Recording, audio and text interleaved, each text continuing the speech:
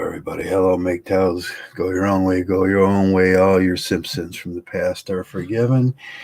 Here we are, another Trav episode. We're going to talk a little bit about the chains of morality from sunny Cleveland, Ohio, where all the men are masculine and all the women are pretty. Yeah, really. Okay, so today we're going to talk a little bit about the chains of morality. If you haven't, I put a commercial up. I was watching a commercial. It reminded me of a commercial that I seen years ago, or a couple years ago, and it was sort of the cute, funny girl with a knife, and at the end of the thing, she was at the first commercial that I didn't put up, but I couldn't find it. She was there was a bottle she was holding. It said poison on it, and she was adding it to her husband's food. But she was perky, and she was a little bit crazy and perky, and female morality gets extended in that way. But the one I put up today showed a little bit of a lot of things that they blame men on. They show it's a wedding ring that they're selling. It's a plastic wedding ring that they're selling, and with that plastic wedding, it's one of those funny rings, and her husband goes to the gym, and there's women there, and she gets jealous, and at the end, she's holding a knife towards other girls and saying, "Back off of my man." Well, when you look at that, if the genders were switched on those things, you have to start asking yourself a few questions. If the genders were switched on those things, a man holding a knife to two women would be thought as abhorrent or horrible or prejudiced or biased, or it would be considered the patriarchal thing, and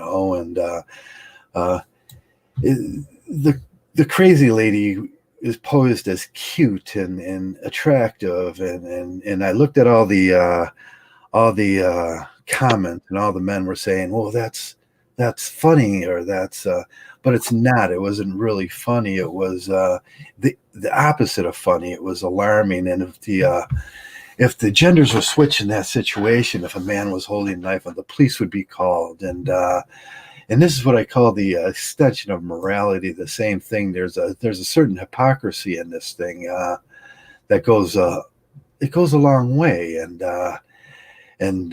women can get away with things that men are generally held, and men are generally held to a higher moral standard. And that's when I say the chains of morality are extended to females.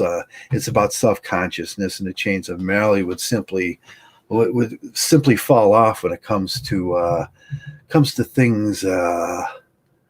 It comes to things from a view, from a male to a simping view. There's the stigma of cowardice when they do that, and it's disgraceful. And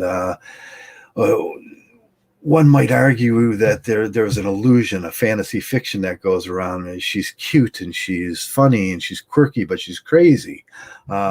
To put it another way, if you were trying to attain rationality and full consciousness, the chains of morality would simply fall off her, and she'd be permitted to do anything she wanted from an ethical standpoint. And this is what men get in these things.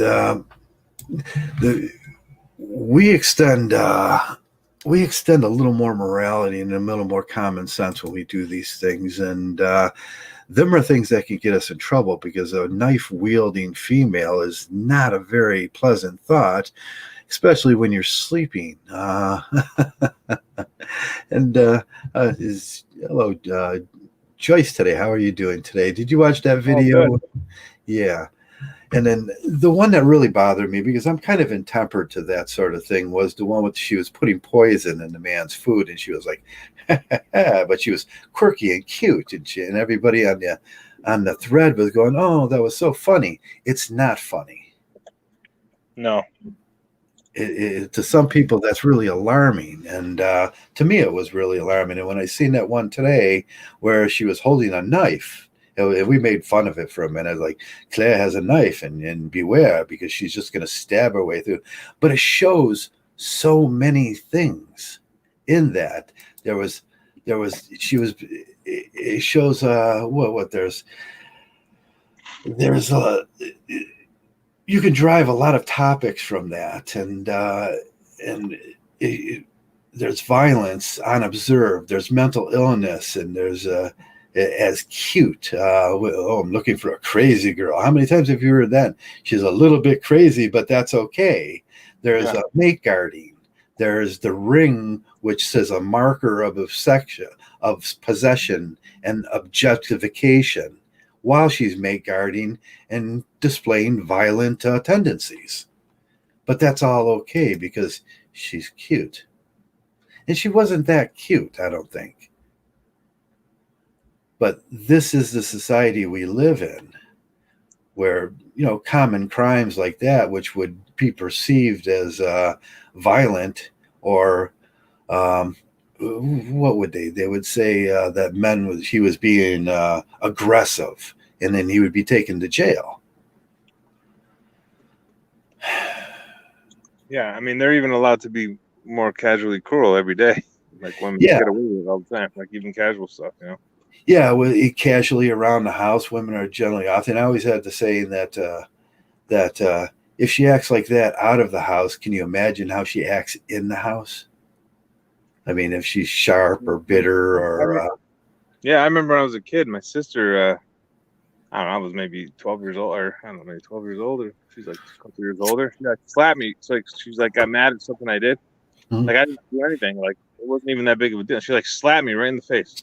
Yeah, but and I just looked at her and I was like, right, in public. My ex used to do this thing in public. She'd put on a display of excellence, where she'd dress up nice and she'd act cute and she'd giggle at all the jokes. It was sort of like the joke I made. If she's laughing at her husband's joke, they're having guests. Yeah. But she would put on that veneer, that mask, when people were around, and sometimes she would lose it, and then at the end she started losing it more frequently, in the household she's a very different person. She's mean, cruel, vindictive. She was yelling, and it was always, why don't you make more money, and I'm unhappy. But that never displays itself out in the public, where they have a like we talked about last week, our last video, like they get their gratification from that, how people look at them and all that stuff. But it's very disturbing how the laws are different for women than they are for men. And even with the polygamy is illegal for men, but it's legal for women in the form of baby daddy number 2. And judges will actually, the judges actually give them the right to have a slave, baby daddy number 2, 3, 4, and 5, and whatever. And the chains of morality are extended in polygamy. And this is probably, if I gave it a whole week to think about it, how many other ways do you see in society where those chains of morality are extended to females? Prison systems, where there's 1/10 of the females in prison, and we know that they commit crime at an equal level. I mean, the human is human, and so it's an interesting topic. But where does this start from? Does it start from the simping? Does it start from the religion? Does it start from the putting the female on probably the fantasy fiction of the female on the pedestal, huh? Yeah, it's definitely, kind of the core of it. Yeah, I would say. Yeah. I was looking for, I was looking for that Wittgenstein quote, and I lost it. there was a Wittgenstein quote where he talks about Mackey's book, and he was talking about the traditional, and he linked the traditional with an implicit treaty as an illusion. And I was trying to find that quote, but I don't know where it went. Well, I was thinking about Schopenhauer the other day, like how he called the women cunning. But like you think about it, you think about it, he was saying that 200 years ago. It's like they only recently got all these, like all these rights on paper, right? Like probably 50 years ago or so, right? Or whatever. Voting rights were maybe 100 years or maybe 100 years ago.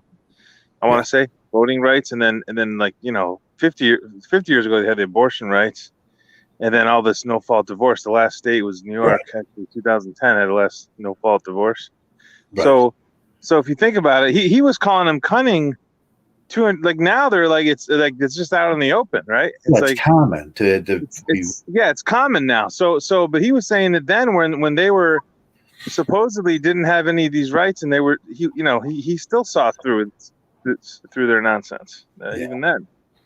Yeah. No, When they needed men, right? They couldn't get these jobs and all these kind of things. right. Like, you know what I mean? They actually needed men, and they still were. He still saw that they were cunning and no good. Yeah, yeah. Okay, I found it. I'll just put a little reading here real quick so we kind of this is an idea that's not new. It goes on, like you said. Schopenhauer was very attuned. Now, Wittgenstein says, to put it another way, if he attains rationality and a full consciousness, the chains of morality would simply fall away. Mackey's blindness to attraction and significant attraction of traditional values is often evidence of the review of the ethical system of the past, for the great ethics of religion ideas that have moved people for centuries are simply rejected as fantasy fiction moralities. The biblical injunction, love thy neighbor for thyself, for example, is dismissed as simply impractical. It's a Fraser-like manner. Mackey seems unable to understand what he gives system their force, and hence he can only see the illusion of extraordinarily long longevity. However, since the concepts of tradition still infuse in everyday moral and practical thinking, Mackey's speedy, dismal, and such ideas, such as further injunction of how we the far his contempt of morality diverges of what would we normally call morals. So it tells you that these things just he's thinking about life as attraction and the traditional values, and then that morality extends to him. He extends that to himself, and Christians often do this. We see it in the billionaire. Who is that? The Jimmy. The Christians on TV in there, they have billions of dollars and yeah. And they've lost all sight of morality because of their ideas of traditional living. And it's usually based on things that are attractive, which we know what he's talking about. He's talking about the fair sex. Yeah. You talking with Jim Baker? Or is that saying? Yeah, even with Jim Baker, even after he replaced Tammy, he just did a Tammy duplicate. And what's her name? Kelly. We'll just Claire. Her name's Joyce, I think. Is it Joyce or Claire? Joyce and Sarah Jessica Parker? I don't know. Yeah, we'll just call her Claire. Juliet. Just blame it on Juliette Lewis. Yeah, like, Juliette Lewis. Yeah. But he he continued doing what he was doing instead of having any ethical. Yeah, and it shows how naive these Christians are, how stupid they can be. Like, not even, you know what I mean? They give this guy their money after he proved himself to be a felon.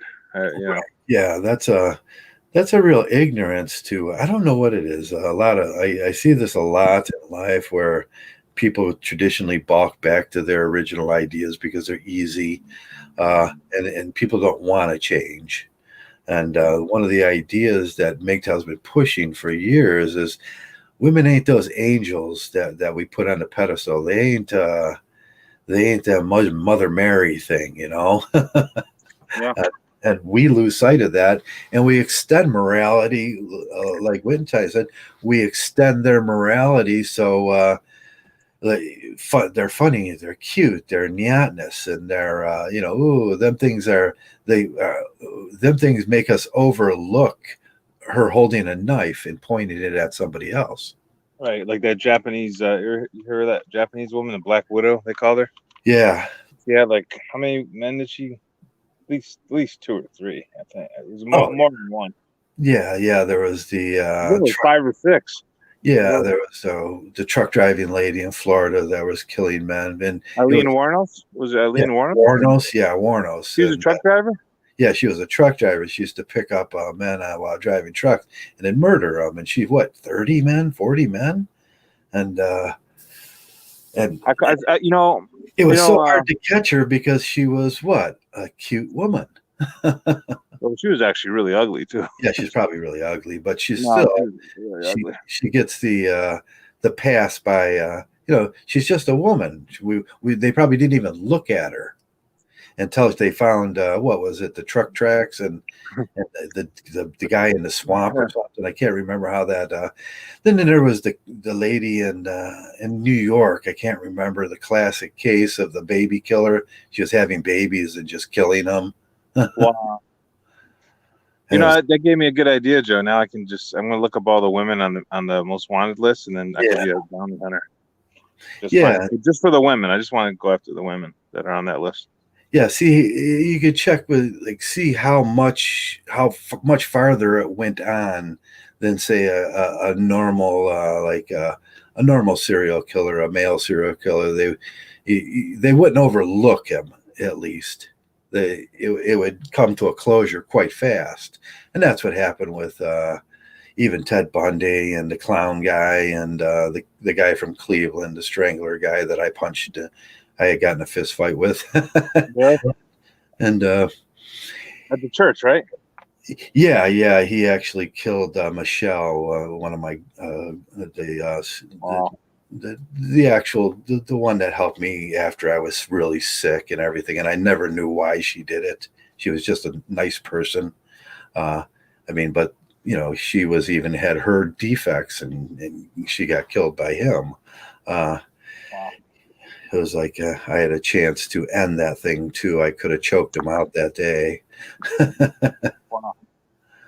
But hey, it gives me a different insight on, that's why I never do the total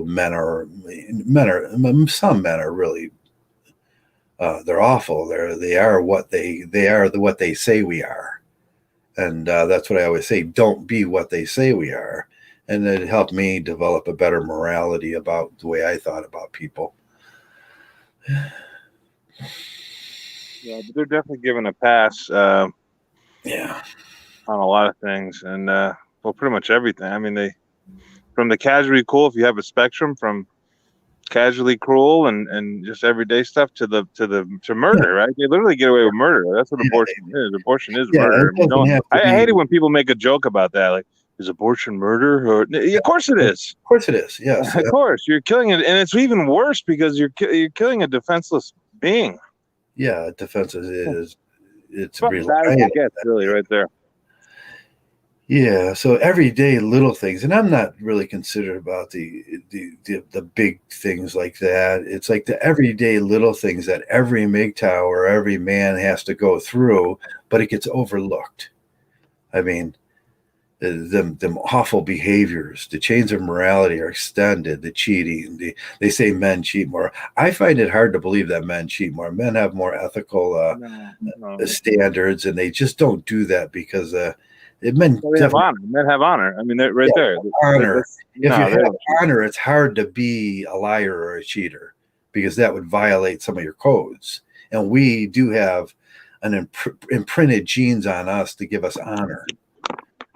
Right. That's right. Yeah. And I look, for example, in my life, I have never known a woman not to cheat. I mean, that I used to believe in the Mother Mary thing, and that was going to happen if we just kept tradition and religion alive in our lives. But even my ex, and every woman I've ever known, it came to a point where I was at one point in my life, I was just seeing 2, 3, 4 women at the same time. And when they would ask, I would say, it's none of my business. And I says, and what I do is none of your business. And that's the way I dealt with it. I could no longer deal with those terms of a monogamy. It's like, I'll just do what I want because it's none of your business. And that's what the lesson my ex-wife taught me when we stood before it's no longer none of your business, Joe. And I was like, okay, but yeah. And I thought, well, that's a good thing because whatever I do from this point on with my wallet and my morals and whatever I do is none of your business either. But she found that hard to, it was the wallet part that she found how to deal with. It's like, no, everything about, I'm not a slave anymore. And whatever I do, my body, my choice, and work is my body. Yeah. Yeah, there's no value. They have no value. They have a, I know you mentioned like you never let a woman cook for you. Right, yeah. After I got a poison there, it's I find it hard to trust any. Even if I'm in a restaurant, we go to the restaurant where all the waiters are male, just because I think my buddy knows that I'm uncomfortable if I see if she's carrying a plate and her fingers are sticking in it. It's like, I'll just freak. It's like your dirty nails carry bacteria and could kill me. Yeah, you don't eat at a hole in the wall. That's the whole thing about eating at a hole in the wall. That's really not. It's really not. I don't think it's good, unless you know the people or whatever. They've been in business a long time, maybe. Or yeah. No, the SIDS thing was all but removed off. We talked about that last week. SIDS, sudden death. Yeah, and then we found out what it was is females during the 80s had it was incredibly long nails were in, but there's bacteria under the nails, and that bacteria they were putting the fingers in the babies' mouths. Wow. Causing bacterial infections and killing a lot of babies, and I couldn't figure out why. And that's how stupid we were from the 70s and the 80s on to now. We didn't know about the effects of bacteria, and still when we talk about love and we talk about those things and we talk about interspecific female mimicry, the bacteria that gets in your body, it's the same idea. Bacteria is bad for men. And it makes us funny and loopy, and it turns on certain things in our brains it's not your fault either. And that's what I want to say to men when you do these things and it's like you're under a drug. You've been drugged, and it's not your fault. And that's why I say you're all forgiven. As long as you come to Mgtow, you remove the bacteria from your life. Wormwood and walnut oil is what I suggest. 1 month, stay celibate for a while. Look at the world around you after you do that. Look at your IQ rise. Mm-hmm. And you'll notice right away that's a better living. Abstinence is or asexuality is default position, and I don't say this because it's just Mgtow or something. I say this because it's a scientific fact and it's an observable fact in my life that after I stopped doing them things, I felt clearer, better, smarter, stronger, more masculine, more testosterone, less estrogen. Look, it's just growing one day. I'm just kidding. Yeah, it might take 1 day. Yeah. How long does it take you to do that? This I shaved it last September. From last September, I cut it down to about here. I remember when I said I shave. You could see in the videos, and then it's like back to its normal length. I just trimmed it down last week too, or else it would be about this much longer. Yeah, I got a good one, but I can't get it out. It doesn't go out like yours. It doesn't. But it's pretty good. Yeah. Why it doesn't go all the way extend out? It's funny until me and Zeta, we started with about 5-6 years ago when me and Zeta did the testosterone thing. Oh, okay. And then my face was pretty much like everybody's face. And then after I did that, then I consciously added the zinc to remove estrogen and increase my meat. That's when I was able to grow a few beard. Yeah. It doesn't take me long to grow it. But. Yeah. Yeah, it's not like Hoka's beard. Hoka's got a great beard. It's like, If I could just touch his beard, I would be cured. yes, he houses small families of immigrants in there and takes care of them. And Yeah, yeah. He jumped. Didn't he do something in Australia recently? I think Jeff posted something. He oh yeah, well, something. just this morning he jumped over me again on his bike. Oh, he did. Wow. Yeah. He's incredible. He's It's like, damn it, Hoka, stop jumping over me.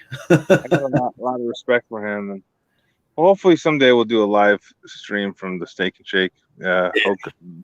Hoka style, yeah. I gotta get his beard. Yeah.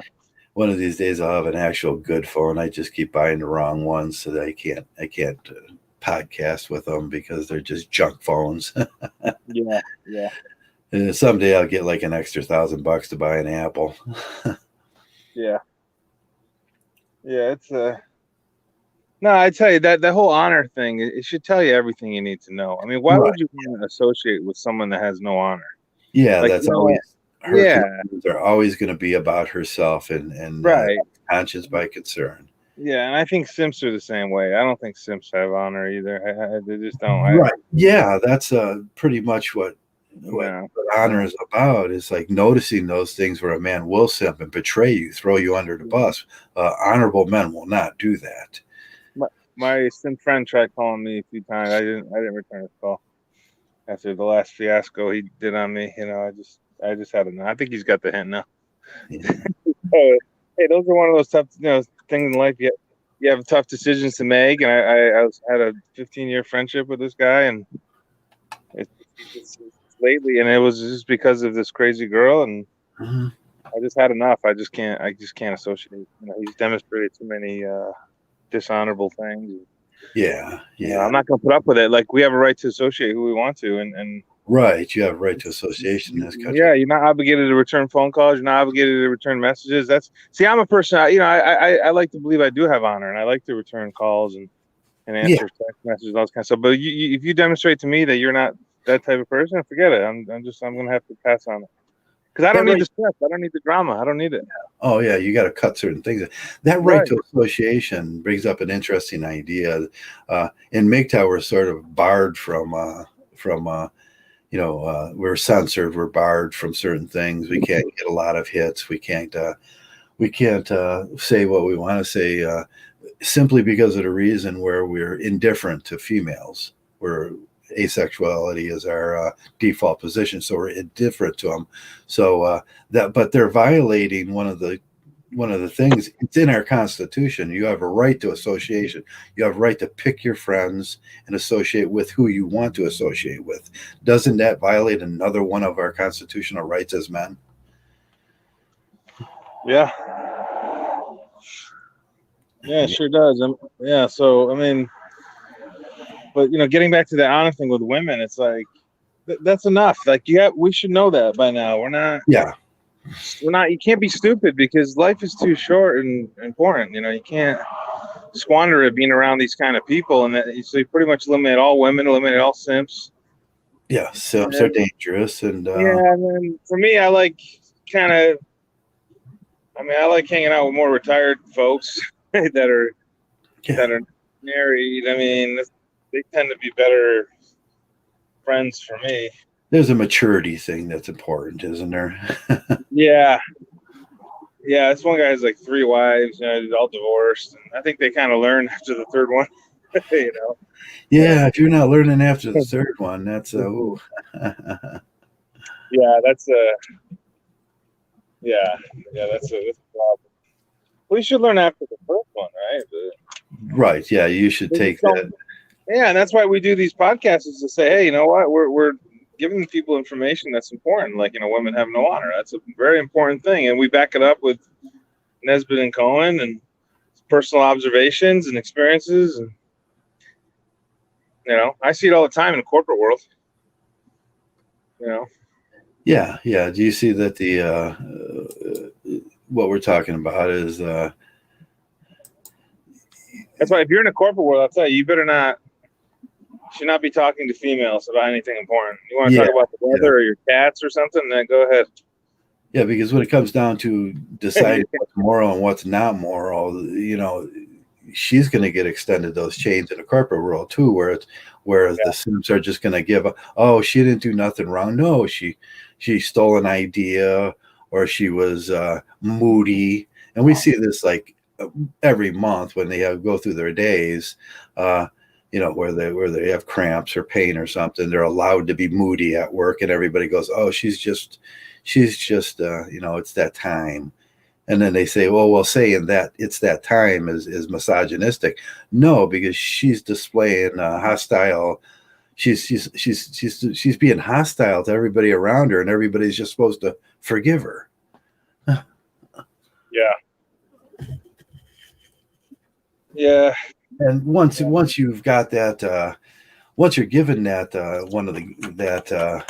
what would you call it, a gift or a extension of morality, once you're given that, they will use it too in cunning and crafty ways. Of course. Like I had a family, that's what they did. The sister had all the power. What's it called when you have a will and then Power of attorney? Yeah, what's it called? It begins with E. Oh, the executorship. Yeah, executorship. She got, and then she took advantage of it, boy. Oh yeah, A lot of money went missing.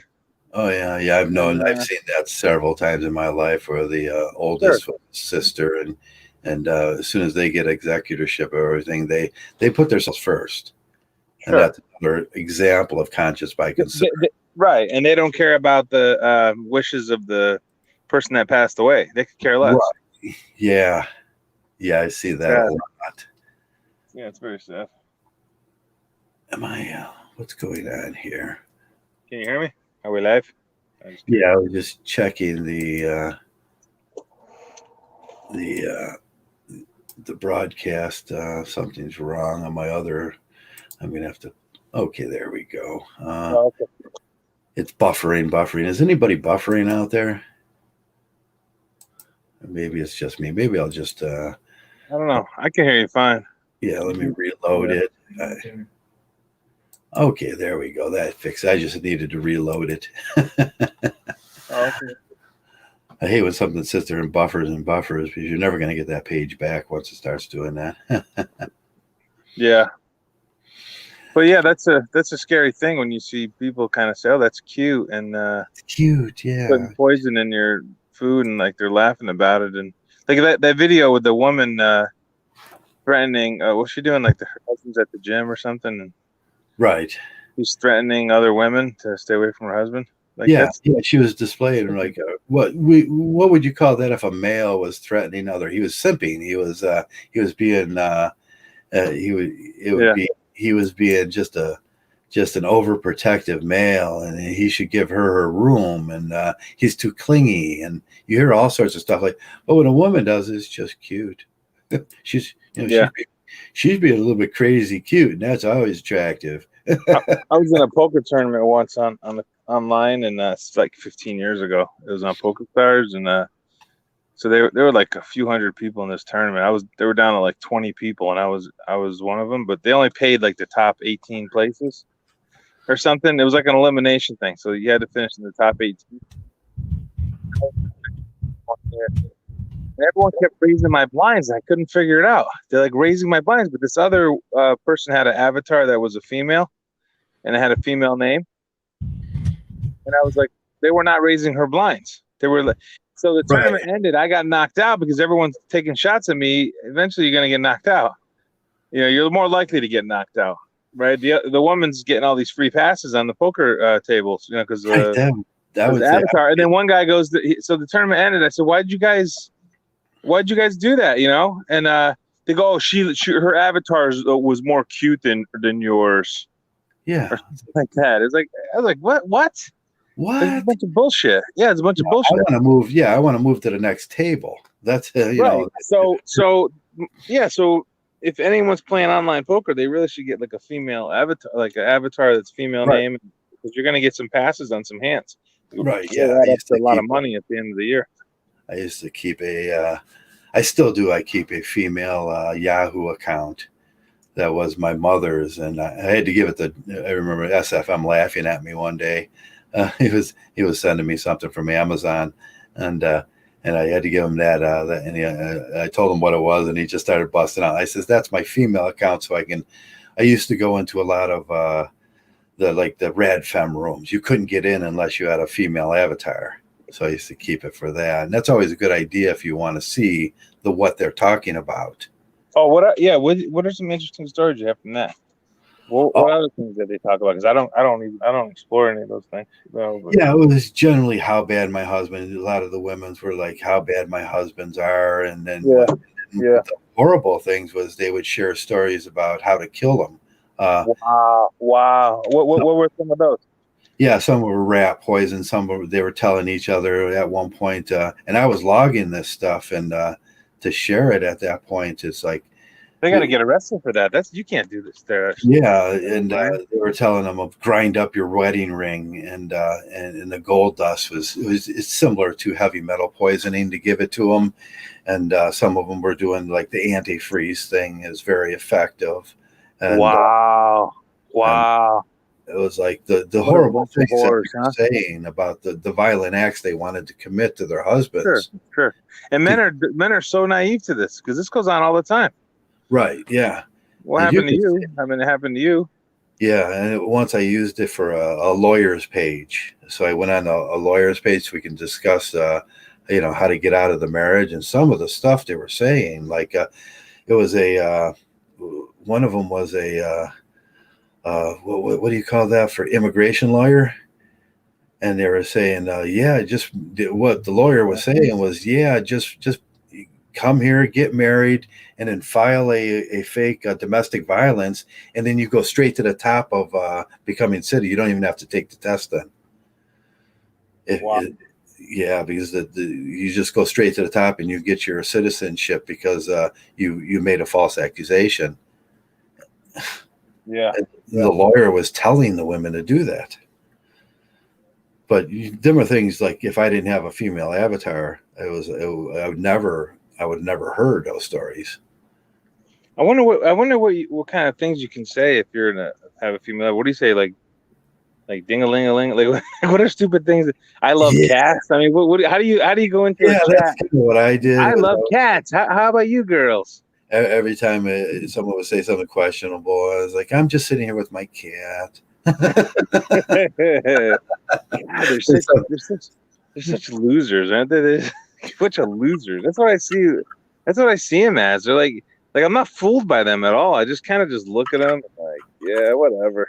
Yeah, and they talk like 14-year-olds, most of them, Oh my God, I heard a conversation the other day. I was overhearing a conversation because I got caught up in one of those situations. I was like waiting for something, and so I had to listen to this conversation in front of me, and oh yeah, God, it's like two ding-a-ling-a-ling-a-linga, and my cat did whatever. I don't know what the hell she was talking. Like it was just so it was like painful to listen. My ears were bleeding after I had to go to the ER after and get my ears checked, from bleeding. I was just joking about that, but it felt that way. It was really painful.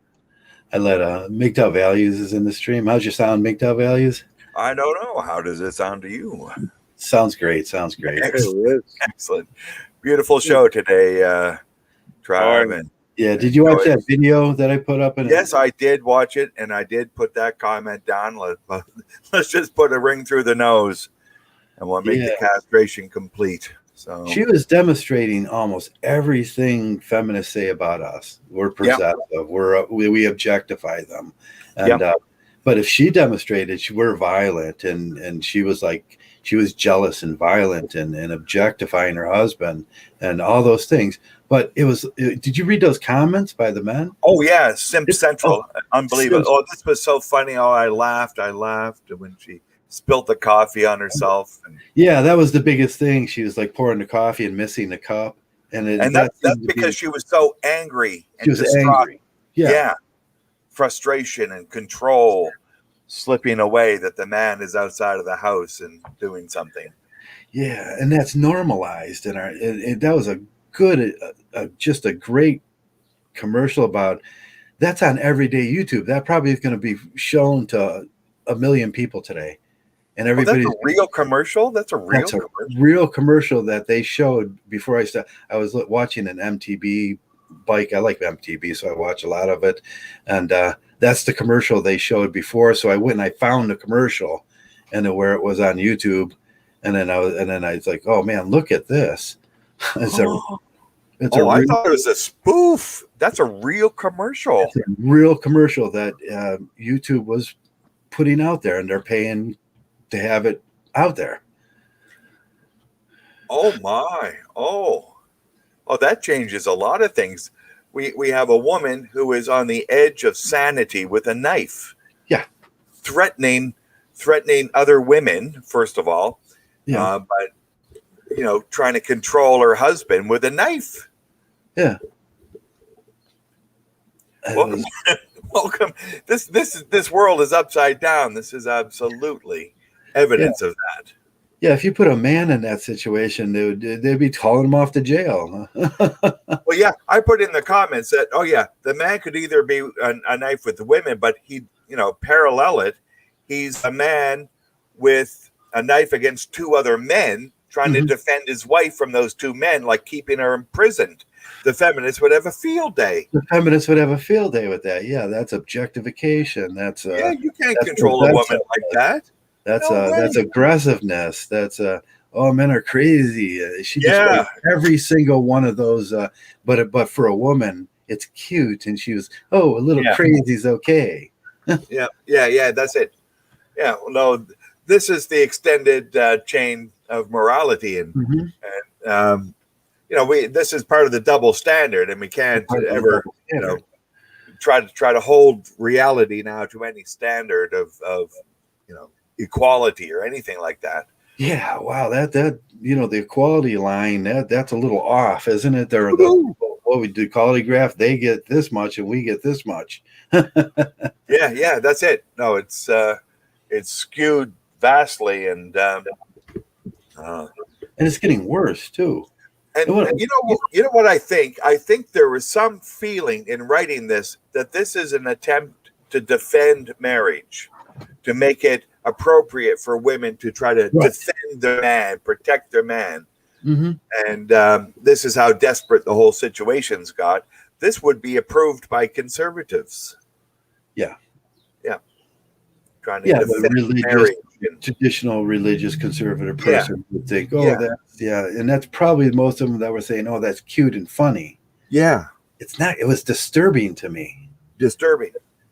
And they'd probably call me names like, "Oh, you're so woke," or "You're so I don't know, woke would be or you're such a libby," and stuff like. No, I just think that's disturbing. It's disturbing.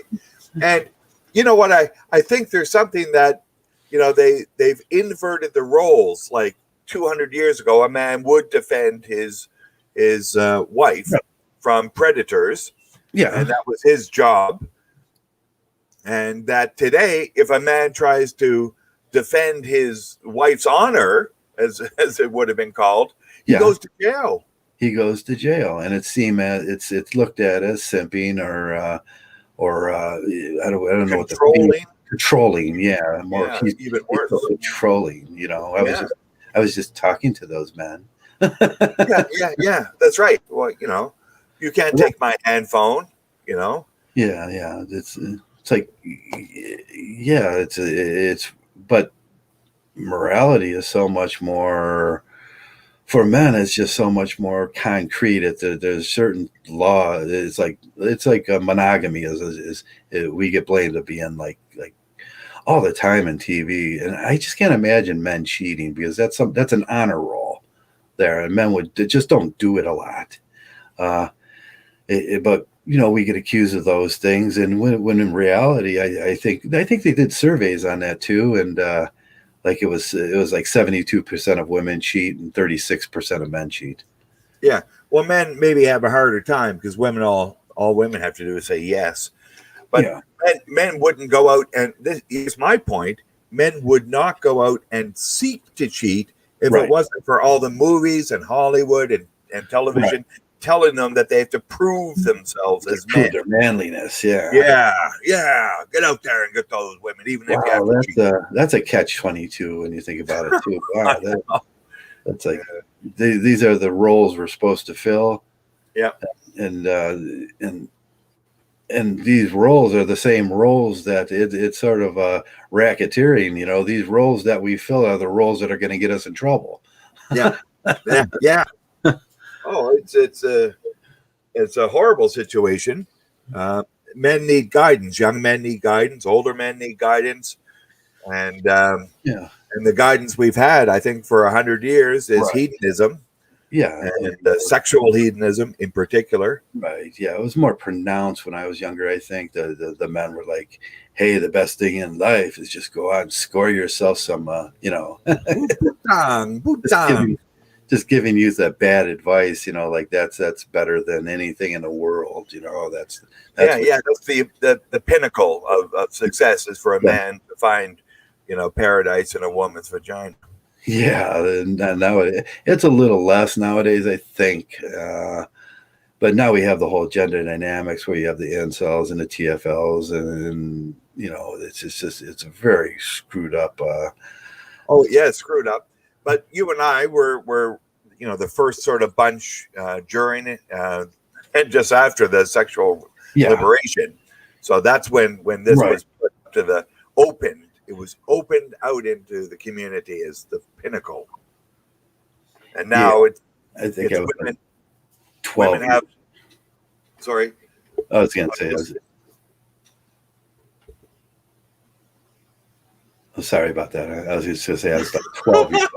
I was between like 10 and 12 years old during the sexual revolution and everything. And it was I was protected, but I was still old enough to be able to see it for what it was.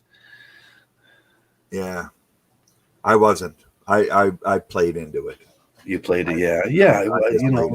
You were told that was the right way to think and everything, and it was encouraged. It was encouraged. And I guess that's news. I tell everybody I ran to the army after as fast as I could at 17 years old to get away from that hippie sort of thing. Yeah. Something to provide some sort of balance. There was no balance. Yeah, there was no where I was. Everywhere I looked, it was just overtly over-sexualized, and women were they're allowed to. It was just there was no morality at all, and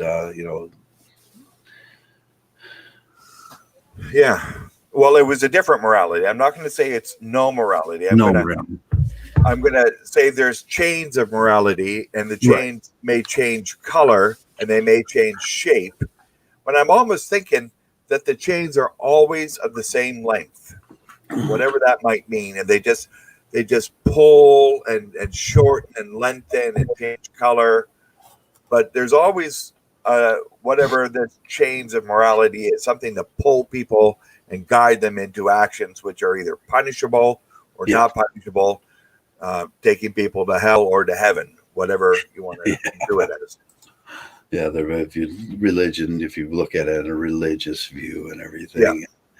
Yeah, Wittgenstein, I took down the book. I was going to probably try to order that one. Somebody talks about it, and then Wittgenstein argues with they do the discourse on it and everything.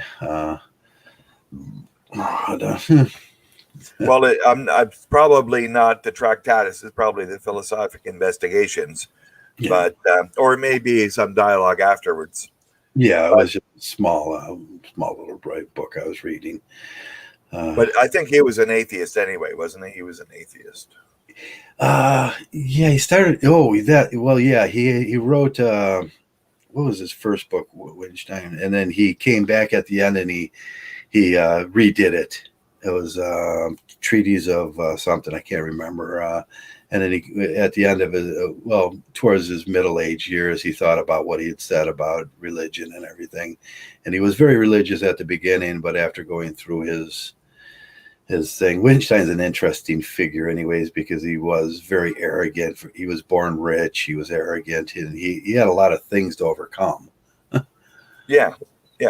And you can see he's a good example of a process, and you can see the process happening. Oh yeah. No, he flipped in many regards. I wasn't sure about that, but the whole question about metaphysics is tricky for philosophers. Most of them Right. never get in metaphysics. Yeah. And, most of us at the end, we adhere to scientific facts or not, and that's just it's either it's a truth or a not. And I know that's logical positivism, but it's just the way it is. Either it's a truth or it's not, and that's the only thing I can really judge things on. Well, I'm sort of in that camp, but Yeah. I'm going to put out that the truth for me is sustainability. That if it leads to sustainability, well, then it's truth. Right. Yeah, that would be a pragmatic view. The pragmatic view. Pragmatic view. Joyce, not Joyce's. James's probably. James, and Pierce and Dewey are the main three. Yeah, I always say Mgtow is pragmaticism in action. Yep, I took that and I agree with it fully. And this is a way. This is self-preservation for men, is to get to the scientific facts, which are modern scientific facts, and everything else is debatable and push it off to the side. Right. Yeah. It's an interesting new fields on personality traits and stuff. I've been very interested in lately. It's like there's just a lot of good audiobooks out now that personality, dark psychology, stuff like that is opening up a new door in postmodernism. I did get a book on postmodernism this week, and it was like, oh God, it's hard to get full through it. There's such a misconception of the next philosophies that are coming out, and I think we're very confused, typically because of the gender dynamics and the introduction of feminism. You think that there's new personality types coming out? We used to have this general idea, though, of the 5 types, the 5 traits, the big 5, and it's difficult because things can go one way or another way and everything, and it becomes very it's not analytic in a sense. It's you have to, how would these things play out in the world? Okay. What I think the big mistake is a lot of people do when they look back at the modernists, a lot of the modernists, Plato did it too. Plato, up to everyone, they did a constructive story which may have had a fake character to introduce the defective thinking, and then they argued against the character. Right. But sometimes in postmodernism, they don't, since they reject modernism, they don't see that was a made up character, and they were arguing, because it's the only way you can do it. It's sequencing your argument through a avatar. I think you're breaking up, Trav. Not sure. Oh, am I? Trav is breaking up. You there, Black Wolf? Yeah, I'm here, man. How you doing, Mgtow Values, Trav? What's up, Joey? What's up, everybody? I think we're doing good. We're doing good. Trav's just resetting himself. And anyway, there was just that question about personality traits. And it had no real reference to you coming in. How's your personality trait doing? I'm doing just fine, man. I've just been kicking back and reading. I did a lot of meditation the other day, and meditation. And I was happy about it. The older I get, the more comfortable I am with it. I've had some crazy run-ins, man, with people either trying to get me on their stream to discredit me or attack Mgtow, and being too much of a coward to address me directly. So they address the group while simultaneously addressing me. And I've been dealing with that for a while, and now I've just come to the conclusion that you can't save everybody. They want to jump in the quicksand, let them. And these new books on the gender dynamic and philosophy, it can't. Of course, it's going to be kind of skewered somewhat, because when you change the definition of gender and how it functions, now they have to try to go on a U-turn around with that to appease everyone. The thing about it is, a philosophy or or any type of thing, it was made from the person's perspective. But when you make everybody like bubble themselves, then it's going to be hard to really get much out of it. I like a lot of the old philosophy compared to the new philosopher. Well, I'm just going coming to out. jump in and say some top American general is just saying that this whole new gender stuff should be defended and should be brought into the military. I can hardly wait to see the American soldiers walk around in skirts. Right.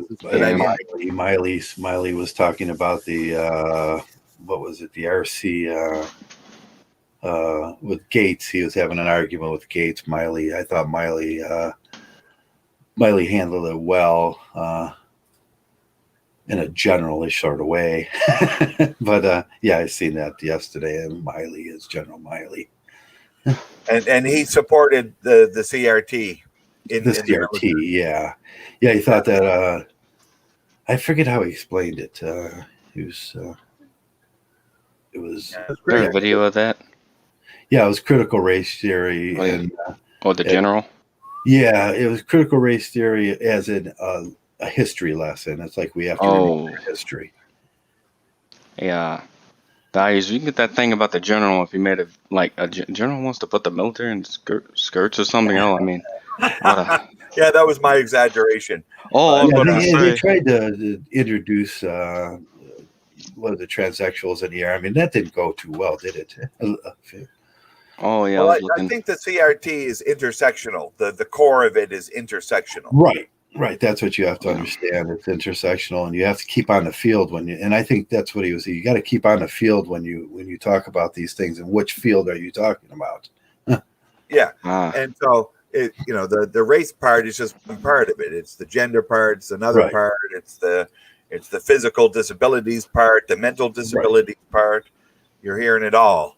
And sometimes if you're talking about something like physical and disabilities and mental disabilities, you can't relate that to other portions of things. It's not intersectional like that. The kicker is, I've been hearing about this CTR thing for a while. I mean, the thing is, like, the general skirt thing was an exaggeration, like, true, but man, it's like it's so hard to even tell, like, what's real, what's serious, and what's real and what isn't anymore, because they threw the rules so high up in the air. I just have no choice but to believe it at this point, because it was an exaggeration, but it was taken from a video I saw of forcing male soldiers to wear high heels in order for them to know what it feels like to be a woman. Oh yeah, I remember. Yeah, that was I remember Japan, that video. Was it, or was it Japan or Korea? I thought it was America. It was in America. Was it America? It was somewhere in America. They were wearing these red high heels or something. Yeah. I remember that. I remember that video. So and I'm just thinking that the Amish women don't wear high heels like that, and I identify as Amish. Yeah, what would that teach you? Because high heels are there to basically women wear high heels in lordosis position to arch their back in that lordosis position to because we can't tell when they're fertile, so it arches. That's only the one few thing that if you're observant, you can tell when a girl's because they're arch on there. But the high heels, and men find that very attractive when the arch goes up. So it's like the I guess the heel thing was supposed to be some kind of symbolic thing of like walk a mile in a woman's shoes that's or something. Walk a mile in a woman's shoes was it? Yeah. But this is part of this intersectional issue, and you might say, Trav, that the physical disabilities and the mental disabilities is different, but apparently not. I'm hearing people say that we need to open up the dialogue to neurologically challenged individuals. Ooh, that would be that would be putting a lot of people at risk. Yeah. See, if you're neurologically challenged, I'm sorry, but you put the psychopaths on the front line and you go. Well, But then you have war crimes then, or those people are pretty. They're not necessarily stupid. They have um, self-preservation genes, maybe stronger than the rest of us, and they get going. And they don't care whether you call them cowards or not. They don't care about that. So they're That's useless true. at the front line. It's just an age of the total hedonism and total degeneracy. We're witnessing some weird version of the end of times. And what I know about CTR and what I've researched, I mean, I still barely understand the damn thing, if I'm being honest. It sounds like a bunch of hullabaloo to me, but they, I know why they're pushing that hard. I mean, the intersectionality didn't work with feminism, so we're going to push this and hope for the best. I mean, it's just another. Well, that's what the whole thing is. When equal rights amendments came on, the feminists attached to that, so the thing plays back and forth, and we sometimes they just pretend like it's the same thing. It's not. Feminism and equal rights for African Americans is very much different, but the feminists attached to that. And, Yes, they did. Yeah, they wrote on the coat. They wrote on the coattails of that, they man. wrote The on whole the coattails of the equal rights movement. civil rights thing, and But they it was did actually, get the black women in the 1960s. They got the black women, a lot of them, not all, but they got a lot of them to throw the black men out of the house so they could get the welfare, which created the underclass, which is what we're dealing with now. The police are just nasty to the black guys, and now it's everyone's guilty because they've been guilty for so long. My God. Yeah, that was. And the funny part about a lot of this is, even with first wave feminism, the only thing that lit a fire under their butts was a simple fact that, okay, here you got black men going off and dying in like Vietnam and all these wars, coming back home to a country, treating them like third-rate citizens and hating them. And then finally, like, okay, we're going to give these guys the right to vote. A bunch of white women get pissed off, and then the feminism thing takes off because they were mad at white men being over them, and they didn't want another man to be over them. And so that was the thing that kind of got them together. And so they went over to black women, got black women, throw black men on the bus. And then after like first, second, third wave, it was actually really funny, because as soon as feminism became not as profitable to them, they 180 completely and just said, oh, we're track cons now. And a lot of black women are still, they haven't flipped the record yet. I mean, that's normally how it works when it comes to feminism. If it normally takes like white women will flip the record, and then everyone else will soon follow. Black women haven't gotten the memo yet, so they're still stuck on the feminist shit. But they'll flip the record too, and then say, "Oh yeah, we're track cons too now. We're super ultra conservative. Oh, that me dyeing my hair blue and Kim Splash and all the weird rainbow stuff, that was just a phase. Now I'm ready to start a family at 50, 60 years old." I learned. That's what they do. There is a follow the money trail here, isn't there? That they're going to go where the money is. Right. Yeah. There's a carrot on a stick if they go down that line, which is very that thing works out very well for people in positions of authority and in government. They get paid on that. In '72, they manufactured poverty through that, through the getting rid of the Adamins Act and getting rid of no fault divorce, and then it hit the black community the hardest at that point. But the reason they did it because Health and Human Services poverty was going down under the 10% mark, and they would have to start. Has Health and Human Services ever laid off since? No, they've never had a layoff. So they brought poverty back up by introducing these things, and it works out in their favor. That's where they make their money. And then, like I say, Durkheim's social fact, the altruism, it goes to the government. They take their cut and trickle it down to the people that actually need it. And it should go straight across. And if it did go straight across, and my theories of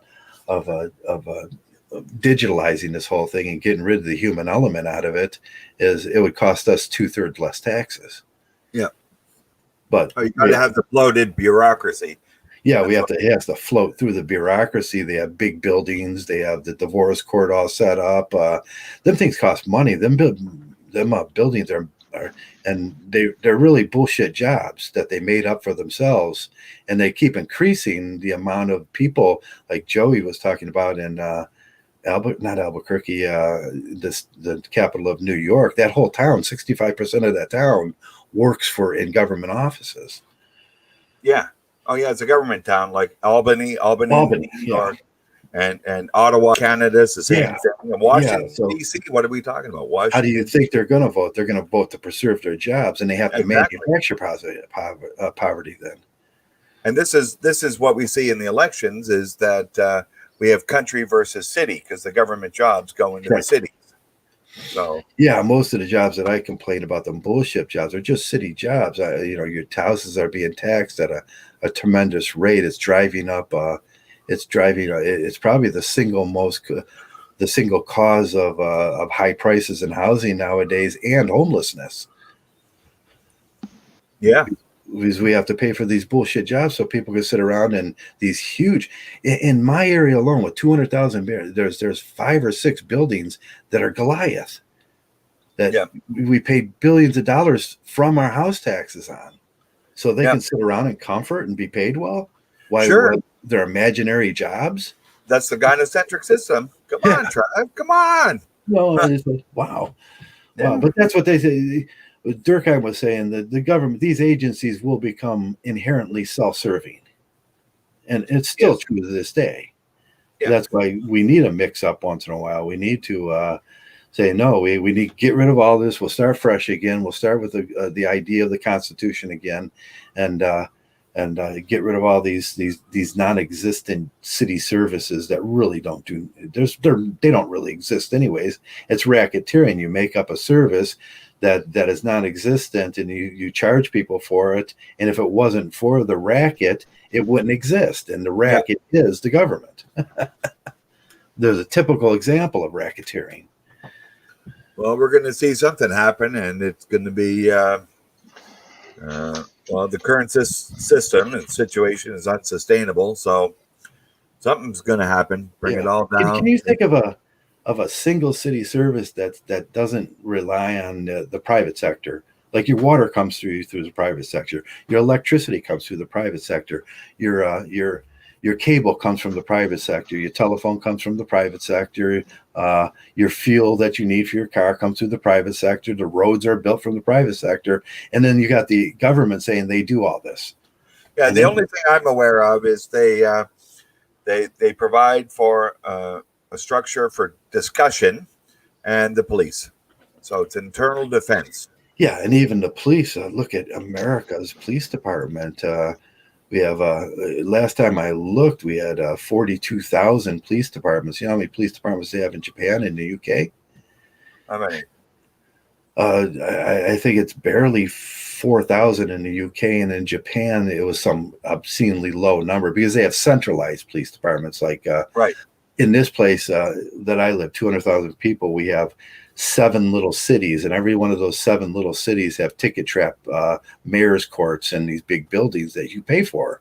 Your taxes. You're driving up the housing costs, driving up when they drive up the housing costs, it also drives up the taxes they get. Well, you see, this is not policing. This is revenue collection. That's revenue collection, yeah. So they get it's a jobs program. Traps. So this is a make work project through violence. It's abuse of power, and this is why the police are loathed by people on the right and on the left. Everyone loathes them. Everyone knows at times they do good things, right? At times they do. Down, but even if they weren't there, every man would carry a gun, and if you do something bad, then he's going to take it out, and he's going to live with himself. Right. The general philosophy of the police are absurd because they only show up after the crime is committed. Yeah. So it's like the neighborhood, like what I was saying, one of the things is like the men are the police in your neighborhood. That's the way things should, because they're there. They show up when they're needed. Yeah. Better response time. Yeah. The response time is immediate. They're there. Yeah. The biology of men, we do these things. We see something like someone being mugged, and oh no, I'm not going to put up with that in my community. But the police, they can only get a phone call and show up 15 minutes after it happens and take down. And that's the same thing with tickets. Tickets are absurd. Traffic tickets are absurd. Yeah.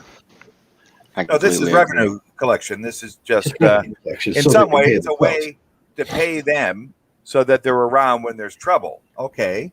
Yeah. But it's supposed to be taxes, right? And you don't want to pay the taxes, then you don't have the police. Then you have to do it from the county or the state level, whatever. But people wanted the police, so they got to pay the ticket traps. Right now, you have 42,000 police. And it becomes essentially self-serving to itself too. The same Yeah. idea is there. And it's really And ironic. what too. it winds up is they don't do the actual policing Right. because there's so many scum walking around the street, psychopathic men, and the communities are so unsafe. Nobody can leave their kids out to play anymore. Right. Yeah. Now, COVID was a great example of the police stopped policing around here during COVID, and it was common knowledge that you didn't even need to get your tags renewed on your car because you couldn't go out and do that and everything. You know how much crime went up in my neighborhood? Nothing.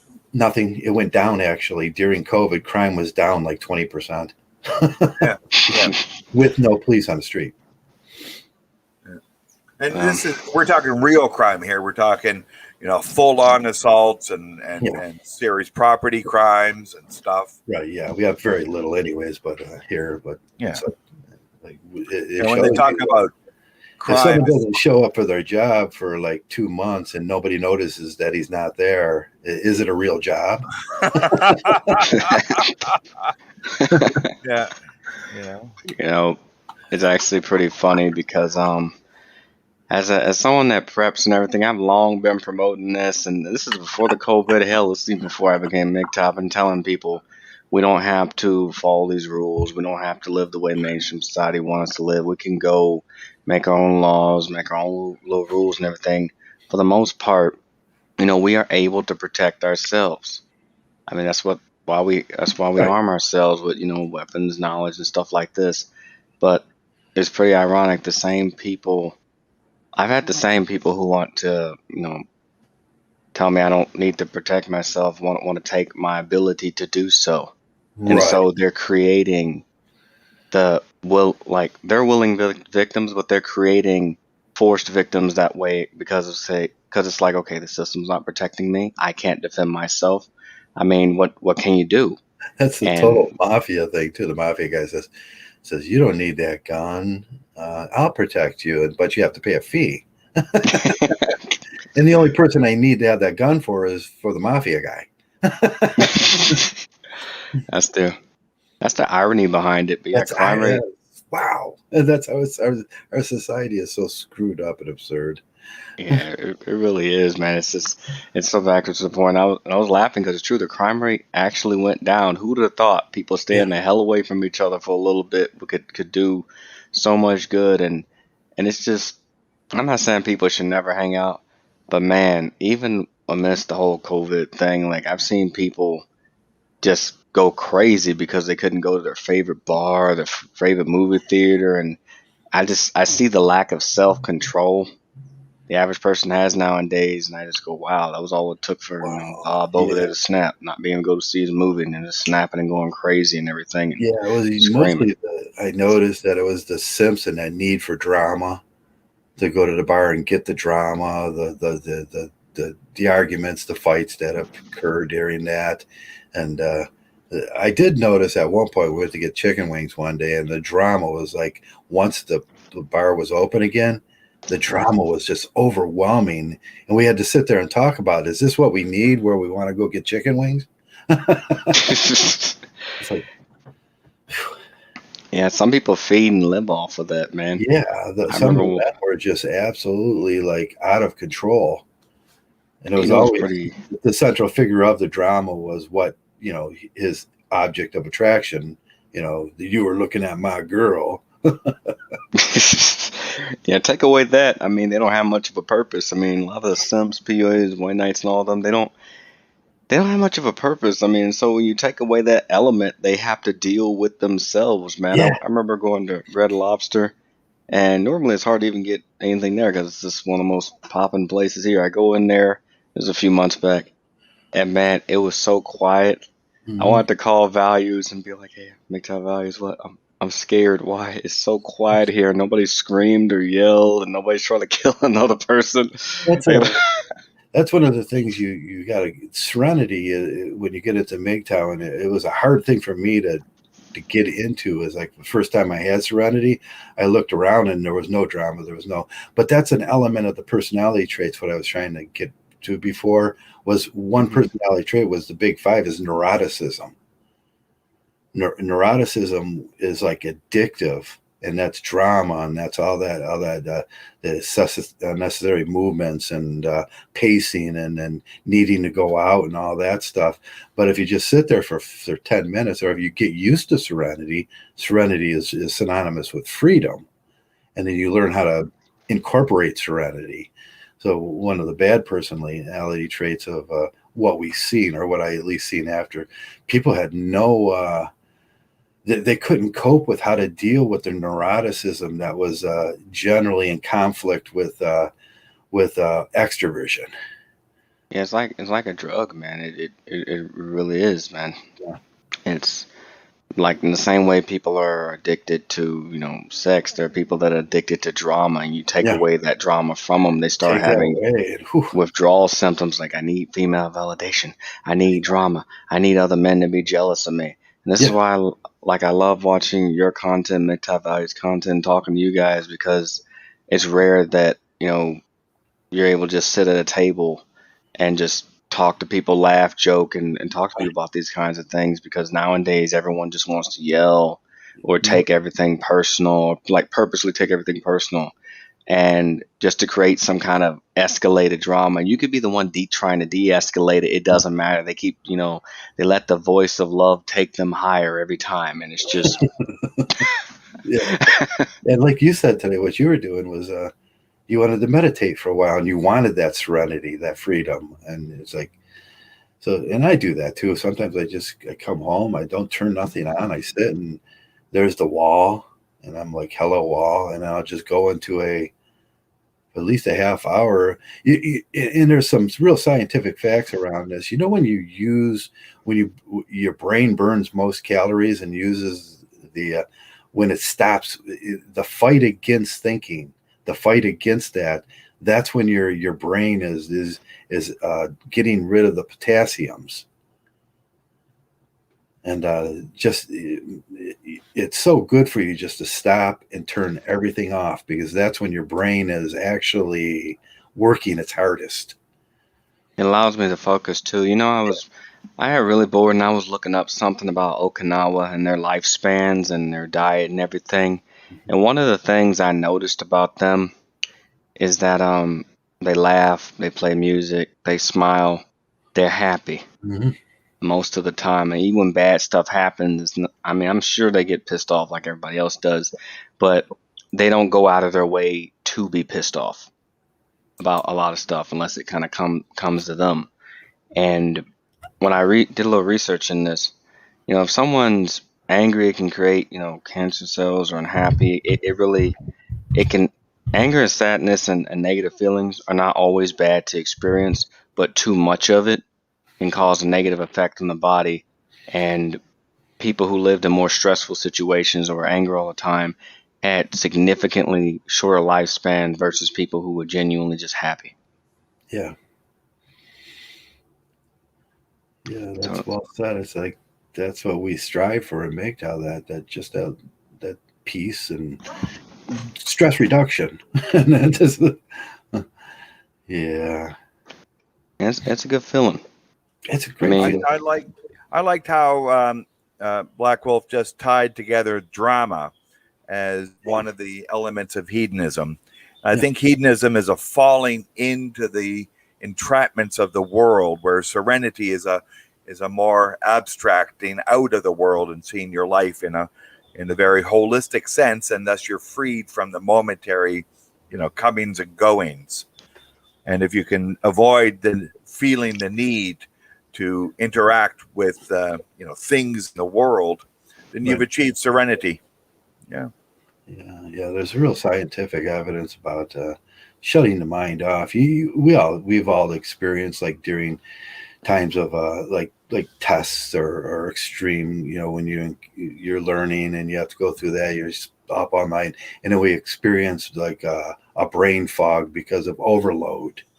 And that's that, you get those feelings for a reason. And most of our lives, when you have drama and that stress, and you're worried about every little thing, you get that overload. And I think that's where what makes most married men, their IQs lower, basically the testosterone, and yeah, their hormone levels are off. But they're always on that overload, and they never stop, and they never just let your brain stop, let all those potassiums go out of your neurons, let it reset your uptake level on your analyze, become greater. Then you can reset your chemicals and then start again, and it gives you a fresh feeling. This even when I ride my bike with that exercise, I'm not thinking about nothing. I'm almost in a meditative state, besides trying to, listen for traffic and everything. But I'm listening for traffic. I'm really not doing this. I get into this state where I don't see nothing. When people often say, like, Joe, you just drove right by me, they didn't wave. It's like, oh, I was just in this place. I'm concentrating. I'm just meditating, and I'm smiling and happy and everything. And it shows when I'm out there. You can, when you're running, I know a lot of guys run, and most of you guys probably run at sometimes, and you're in that zone, that flow, and it's just your brain was so relaxed. I mean, you can go home, read a book or do something. You're going to intake more. You're going to have more free space. There's not going to be as much. There's not going to be as much trouble learning that things now. You can do almost anything after you have a period of meditation or serene exercise. Probably 10 times better than you would do it if you were stressed. And it definitely helps. I mean, when I made my channel long ago and in my earlier content, I mean, I was pissed off before Mgtow, pissed off like in my earlier phase, and now like it taught me better ways to deal with that anger. Like even if something bad happens, I have a place out in the woods, like it's the hollow end of a tree. Okay, I go in there, and I went there when it was raining. One time, I just sit there and I meditate. I like to meditate in that tree. It makes me just nice. feel at peace. I feel like I see the other trees out there. I know it may sound silly, but I'm out there. I'm thinking, okay, well, I living as a tree would normally live. Okay, I'm hearing everything. I'm hearing the rain. Yeah, everything's starting to focus in. Yeah, what would a tree? And I asked myself a really funny question. I had a good laugh. I'm like, what would a tree do in this situation? Yeah, we just do nothing. And that's exactly, I take a deep breath, and when I get done meditating, I focus on not the fact that I'm angry, but why. Like, what am I angry about? What am I specifically angry about? What am I going to do about it? Is it worth me doing anything about it? These are all the things I think about. And then finally, I come to a conclusion, and right or wrong, at least I gave it some thought as opposed to just acting on purely impulse. Right, yeah. Because you make bad decisions when you're always acting on impulse. And you're right about the IQ thing. There are a lot of people who have like a lack of impulse control. They cannot control themselves, man. And Right. never once was I. You can do a general observation of the people that are more neurotic and drama filled, and the things that they talk about, and the things that it's almost their IQs. You can, if you took an IQ test at that point, you would just you can observe it. They're just stupid. And the people that That's the are problem. more thoughtful, and that's a good example of how personality plays in it. People are more thoughtful and consciousnesses, and they're more serene. They IQs just generally go up. That's true, and that's why I ended up eventually cutting out all the drama-filled people in my life. Right. I had one friend I grew up with. I mean, we used to kind of ignore a lot of stuff the guy did, but he just got progressively worse and worse. I mean, every day, and I came up with a way to describe it. Don't ever deal with someone that's episodic, because that's what he was. He was episodic, like It's episodic. continuation of an episode. Yeah. All the time, He'd be angry at everybody, pick fights with everybody, accuse them of picking the fight, and when he was finally confronted with this, he said everybody loves drama. No, not That's everybody. actually what he said, and I told him he needs help, and I can't hang out with him no more if that's the way he's gonna be. I mean, he gossiped about Yeah, me, my family, everybody else, owe that's people money. It was just too yeah. much. Is a simp is dangerous because he's an IED male. He's intermediate explosive disorder. He's ready to pop at any moment. That's why he's dangerous, because that neurotic. He's always, them wheels are always turning, and there's never a moment where he could stop. Just relax, think about things, and things get orderly then in your life. It's that flow starts happening. We all know that flow, that special Mgtow flow, when things Hmm. are going right and they continue going right, and you're like, man, I wish I'd have known that when I was 20. I think that all the time, man, because I hung around people in my teens and 20s that were a negative influence. And older me knows this, but younger me didn't know that. I'm just thinking, Yeah, okay, they're my friends, they're going through some stuff. But no, a lot of them were really episodic. I mean, yeah. that dude, he would play this Zen music and try to sell enlightenment. That was his thing, or appear normal. But the guy clearly had issues. He thought it was everyone else that was abnormal when he was confronted with this. Oh, everybody's weird but me type of mentality, and just he refused. He Well, refused that's to what you got. change. You know. Yeah, a lot of the life coaches were that way. That came in to make top for a short period of time. They were they were neurotic. They were episodic. They were like high energy, but they never gave themselves time to just think about what Mgtow was about, and they were trying to sell Mgtow something. And that's the thing. I mean, I'm just gonna say it. Like PUAs, when they were in the Plant MGTOW community, PUA. even when they left, they're more animated than the damn clips I use, man. Yeah, They are heavily animated. they are heavily animated in that sense, that philosophical sense of, they're always, there's too much of it.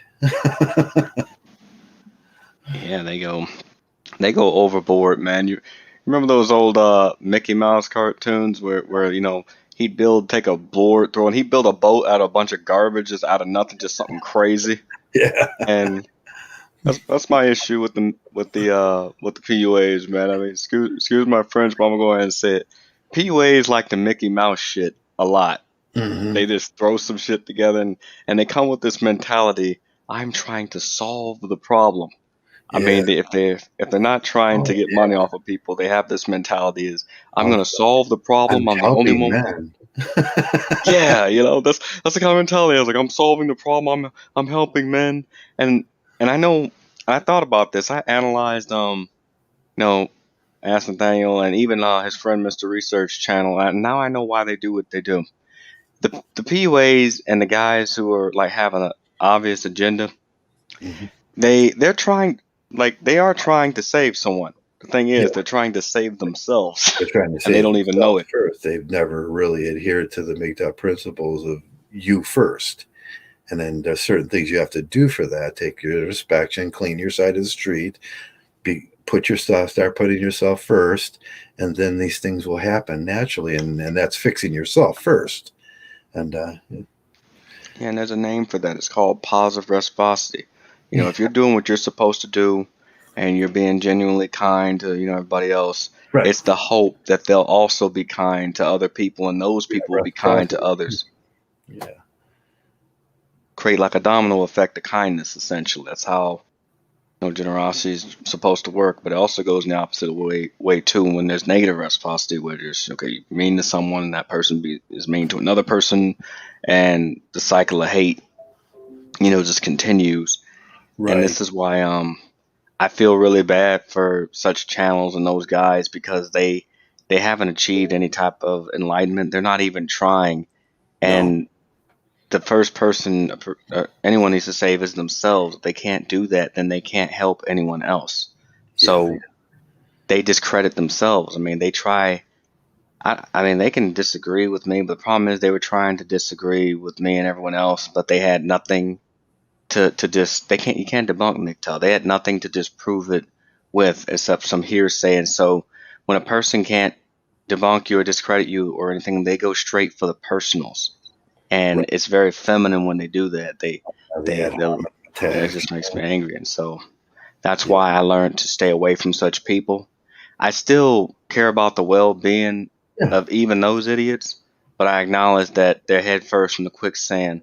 And until they stop and say themselves, you can't go over there and pull them out because they'll grab you by the arm and yank you into the quicksand with them. Right. And So that's what they do. Yeah. yeah, you need a long-handled spoon for them, man, and that's Spoon in a bucket so they can bail that leaky boat.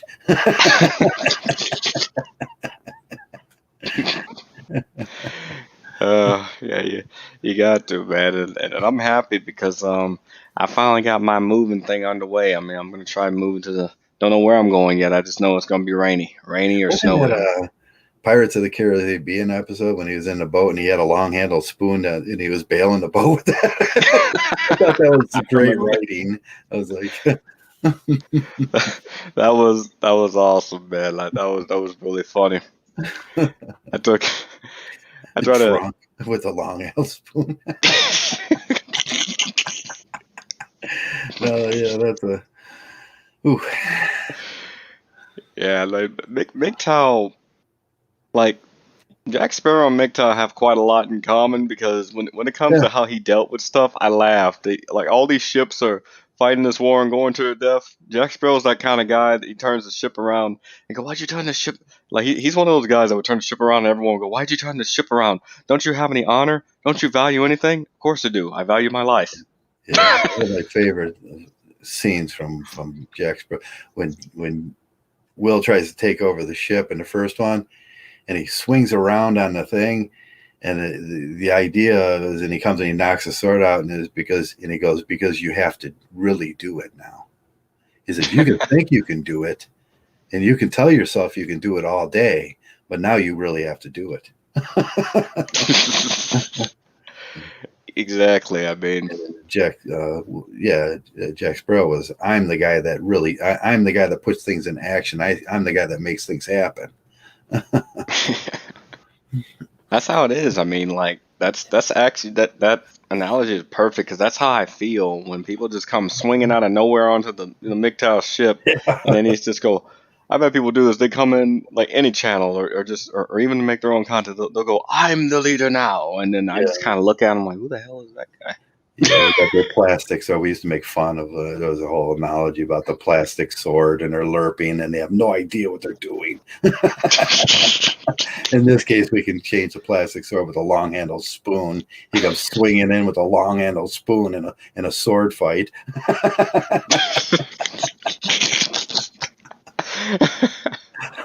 That is super fun, man.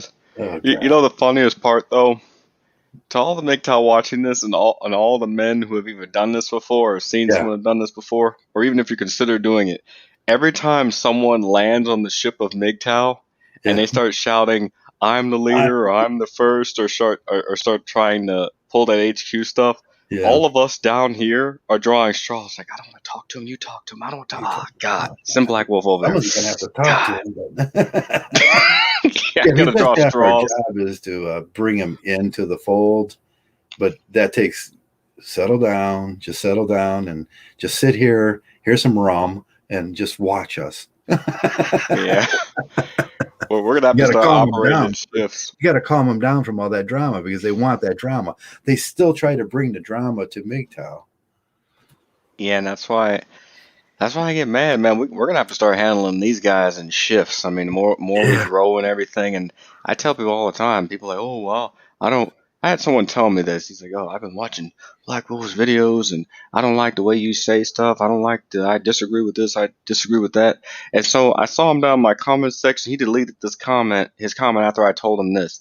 I was like, "Well, there's guys that are older than me. You know, you can watch MGTOW Values, you can watch Trav," and I gave him a list of like you guys and some of my as well as my favorite content to watch. And he's like, "Why are you doing so and so? You know, I'm more mad at what you said." I said, "Yeah, I understand that, but here's the thing: I'm one guy out of many.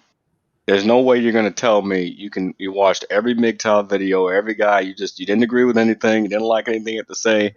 I told him at that point you're just not even trying. You're not trying to learn anything. You're not trying to gain anything because it is impossible to not watch red pill content and say they can't say that we don't make valid points. even when Right. they disagree with us. We do. We make them all the time. We have philosophical evidence to back it up, Right. historical evidence to back it up, and all they have is they go after personals, some anecdotal thing Yeah, they got a plastic that spoon. it doesn't matter, and so I have to kind of calm them down. I have to figure out, okay, this person goes to Right. black pill rage or red pill rage, and I have to see where they're at, and then we essentially have to bring them into the fold Right. We to get have them to to bring them in. stop It's doing still that. our job to do that. And so we have a Yeah. crew.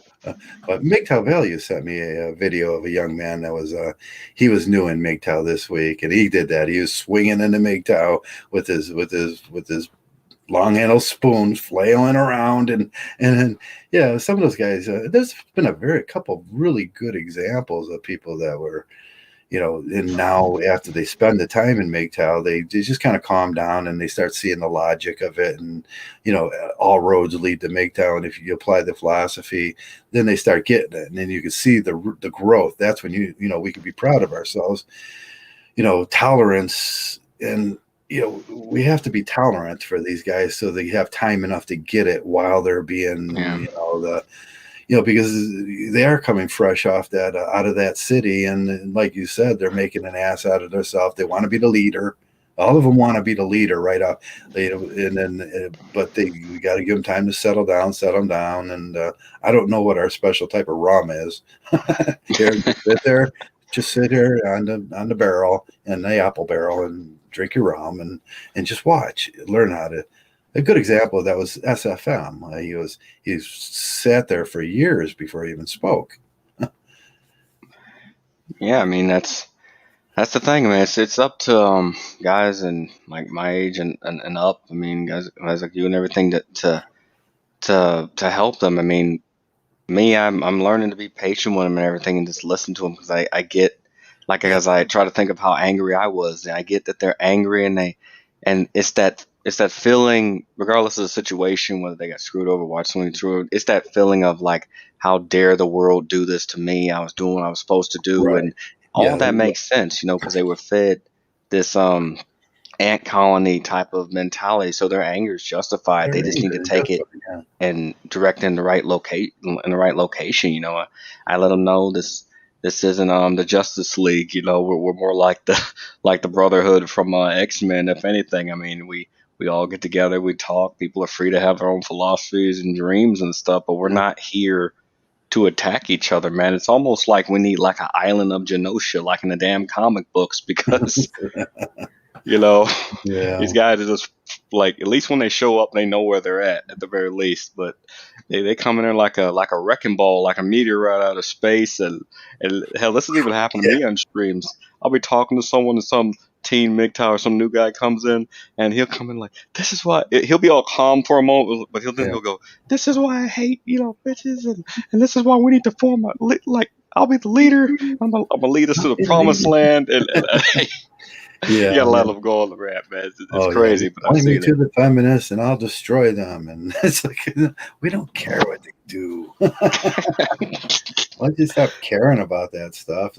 Like, settle down and just apply it to your life. And yeah, but it is neuroticism, and they have to lose that. That's why the period of when you come into MGTOW, you got to give yourself some time, and that's with no female around and everything, and get that bacteria out of you, and get that start thinking correctly, settle down, get reduce the neuroticism, get that in balance, and then start after your IQ will pick up, you start seeing things in a different light, more naturalistic, and you just give it time to grow, and it's going to work. I've only seen one Mgtow failure. That was Mike the Mgtow monk, man, magician, whatever he goes by now. Yeah, he was doing well for a while. I mean, one of the For a things I while. noticed is when guys are trying to heal or going. That's why I say every man needs at least a couple months to a year by Yeah, themselves to get that under control. Because I've seen guys, it's like coming off an addiction. They're doing well, and then right when they put women to right. the fray, like Rosa Blades or whatever the hell she goes by now, as Yeah, soon as the like one guy or group of men started inviting women and putting women to the fold, it's right back to that same mode of thinking. So any healing that they done. It's like you know how people always say take a red pill a day. Like everyone always says, like always take your red pills.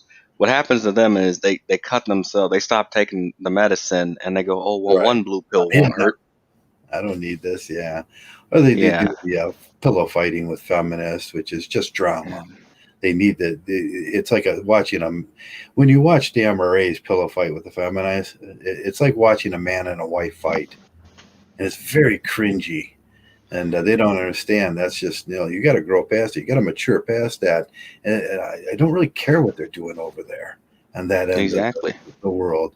There's no way they influence me after I do the things I'm supposed to do as a Mgtow. And we start working on bigger issues, but like I said, the MRA and, this the manosphere, and it's very new, but we've been given 40 years. We have to start looking about why in the last 40 years this thing this thing has puttered out every single time, and them are some of the reasons. Plus, we don't. We're getting better at writing our own philosophical stuff and trying to get into the learning academies and stuff like that. We have to bring Mgtow, and that's what the when feminists first, they were very good. They're very good little what do you call that? Assistants. They write, they do these things, and they got themselves into the into the educational system, and that's where that's where their victories were. But that they were writing grants, they were doing that, they were introducing themselves to the educational system, and that's pretty much what women do. In those clerical skills that they have became obvious. A lot of men don't have those clerical skills.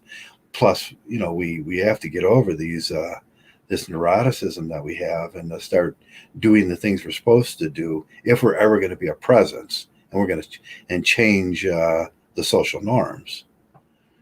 Exactly. I completely agree. And what you just said blows people's minds. When you tell them they don't need to indulge in the hedonism. I mean, to this day, I've had people, like I've run into people that like the worship Rollo Tomasio, worship like, oh, this guy's a popular. I mean, one person was telling me, "Oh, you haven't written Black Wolf. Your jealousy is more popular. You haven't written the books that he's written. You haven't read all like volumes of his book." I let him talk, and I finally told him, "Why is that important to you?" And he's like, "Well, see, he has the credibility." And he's like, "What's your credibility?" And I got quiet for a moment. I said, "Do you see a PayPal down there?" He says, "No." I said, "That's my credibility." I make these videos because I want to. Whereas some people write and some people, I got 20. Oh, nice one, Black Wolf. Nice one. My God, that's great. Yeah. If you don't have the book out, and Rollo Tomassi admitted one day that he didn't really write that book. You know what he did? He started the website, and then he started up the arguments, and he took all the points that the guys were making, and that's the book. So he plagiarized it all. Damn. And he admitted that he's like, I didn't really write that book. I just took what these guys were writing and put it in the book. He used the group, and he plagiarized many men and didn't give them credit, or so that kind of tells about his ethics. Exactly. The funny part, the more people try to hurt us or moonlight us, I mean, in the end, we still win anyway. I mean, yeah, he sold information that wasn't his to sell, but he put the message out there.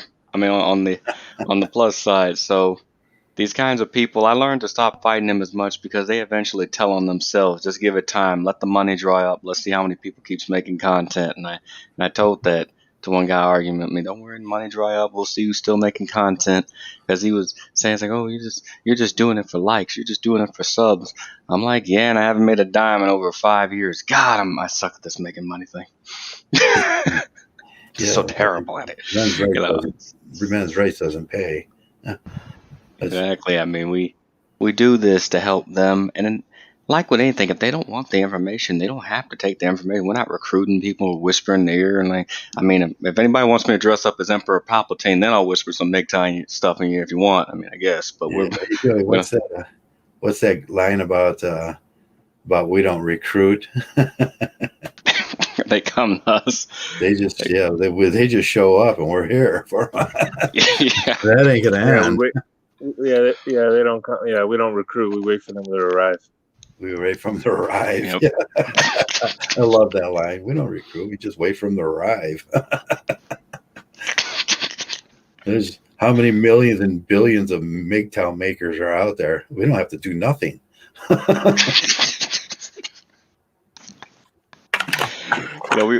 We might need to do that someday.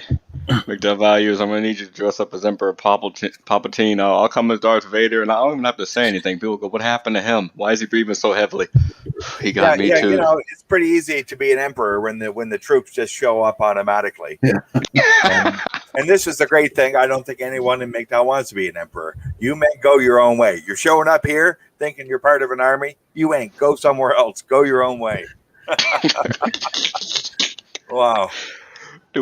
Values, we ought to do that. Like, just do a little cosplay, dress up as Emperor Palpatine. I'll come as Darth Vader. I won't even say anything. I'll just start breathing heavily. People ask you, what's wrong with this guy? Yeah. Put a little Mgtow label on all of them. Yeah, the PUIs are trying to do their Jedi mind tricks. There's nothing here. Move along. I think that's what happened, you know, when Mgtow came onto the scene. All the blue pillars were like the blue pill Yoda stood up and said, "I sense a disturbance in the simple sphere." Yeah, maybe they are in touch with that symposphere because, you know, they really feel us. They have a lot to say about us. And we just sit back and do our thing. And it's like, I don't care. I'm just doing the Mgtow thing. Yeah, I mean, and it's funny. And the only time I get irritated is like they won't watch any of our videos. They try to shame us one-on-one, and they don't even try to understand why we say the things they say. And I'm just saying, they function on the same level as women. I had someone tell me, I mean, hell, that's Nathaniel was telling me, like, and that's why I unsubbed you. And I'm like, oh, say it ain't so. I'm so hurt. People think unsubbing me hurts me somehow. Like, oh, you hurt in my pocketbook. All the money I'm not receiving. Oh, no. You know, that's what they do because they're here to get that kind of clout. And Mouse, like, Mgtow just isn't about that. That's not what it's for, you know. And Mr. Research had to chime in and tell me, like, well, you see, when some people, he wasn't even addressing me directly in one stream. He's like, well, some people feel the need to voice their opinion about everything. And I had to check him on that. Well, don't you also have a YouTube channel? And he said, yeah. And I said, okay, so clearly we can all agree that everyone who has a YouTube channel feels the need to voice their opinion about things. And if you feel that my opinion is too overbearing, then go delete your channel because you don't want me to. He was using weasel words. Weasel words are such an indication of simpness and feminine personality. Like some people are, you know, women always say those things. Oh man, when I hear the weasel words, it just drives me nuts. You know, there are them people in here, or some people do that. Them are weasel words. Yeah, it bothers me too. I use them. I say that to people sarcastically when they start getting that way with me, and they can dish it out, but they can't take it. And I left because I was about to cuss Mr. Research out, so I left just for the simple fact that it wasn't the insult of the side marks he was making at me. It was the fact he was doing this desperate attempt to sound like a politician. Oh, yeah. And I don't know why there's people that do that. I mean, to the people watching this, you can talk like a politician. It doesn't make you right, nor does it make you a good person. But feel free to believe that. Yeah. Whatever the hell helps them sleep at night. But it's become this morality thing to where you can be 100% right as long as I can prove that you're either wrong about one thing or this person hurt my feelings or they're not a good person. Then that somehow makes me right about everything. That's the mentality they've taken, and in light of the title, chains the morality. That's what they do. They label themselves. They chain themselves down to one specific thought pattern, one specific morality, and you have to follow like their path. And so the reason they don't like men going their own way is because they want us to go their way in order Right. to They want us to justify go their their way, actions. to justify their actions, right? And they can feel good about the world they live in, which is fantasy fiction bullshit. And yeah, it must really irritate them that we exist. Yeah. Yeah. Yeah, low hanging fruit. They grab the low hanging fruit and everything, and use that as the except. The most of the time they use the exception to the rule, not the rule. Like who just did it in politics? Rudy Giuliani did it in one of his arguments. Well, there was this guy, and then it was like 100,000 guys were people like that. No, there was just one of those. That's the exception to the rule. It's not the rule.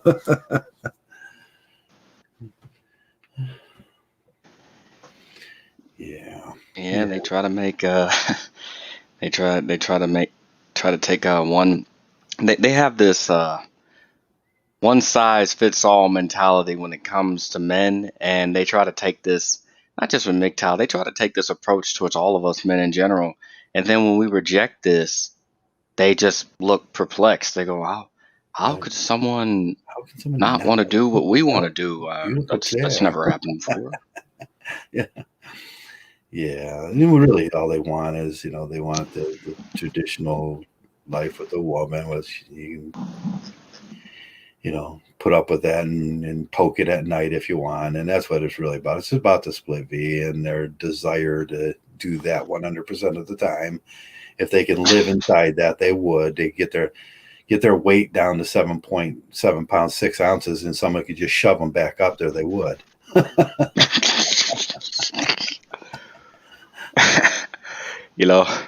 I might have to do that someday. Father, know in the comment section. But come to think of it, I might just do that. I might go down there and demand a Purple Heart, and they go, "Are you a veteran?" Yes, I survived women and simps. I'm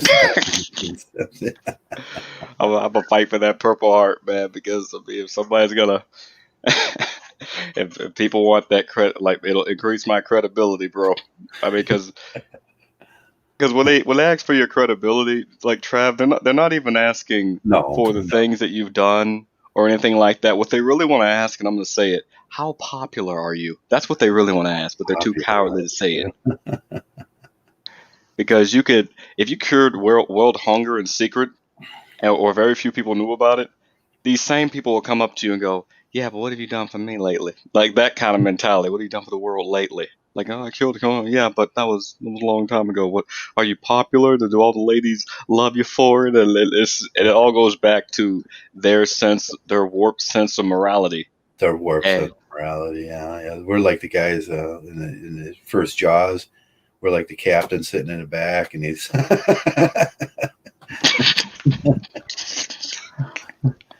he's not very popular, but he knows what he's doing.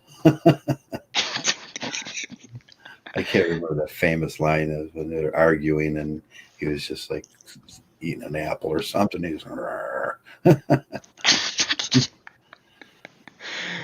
oh man, I just say embrace the hate, man. Embrace the clown world, and yeah, Father, no, I may have to call you, man. That was another boat. You better bring a bigger boat.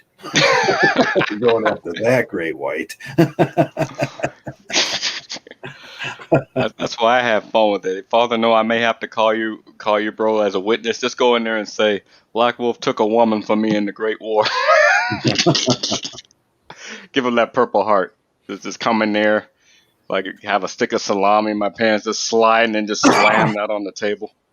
Oh God! Need my Purple Heart. My Purple Heart.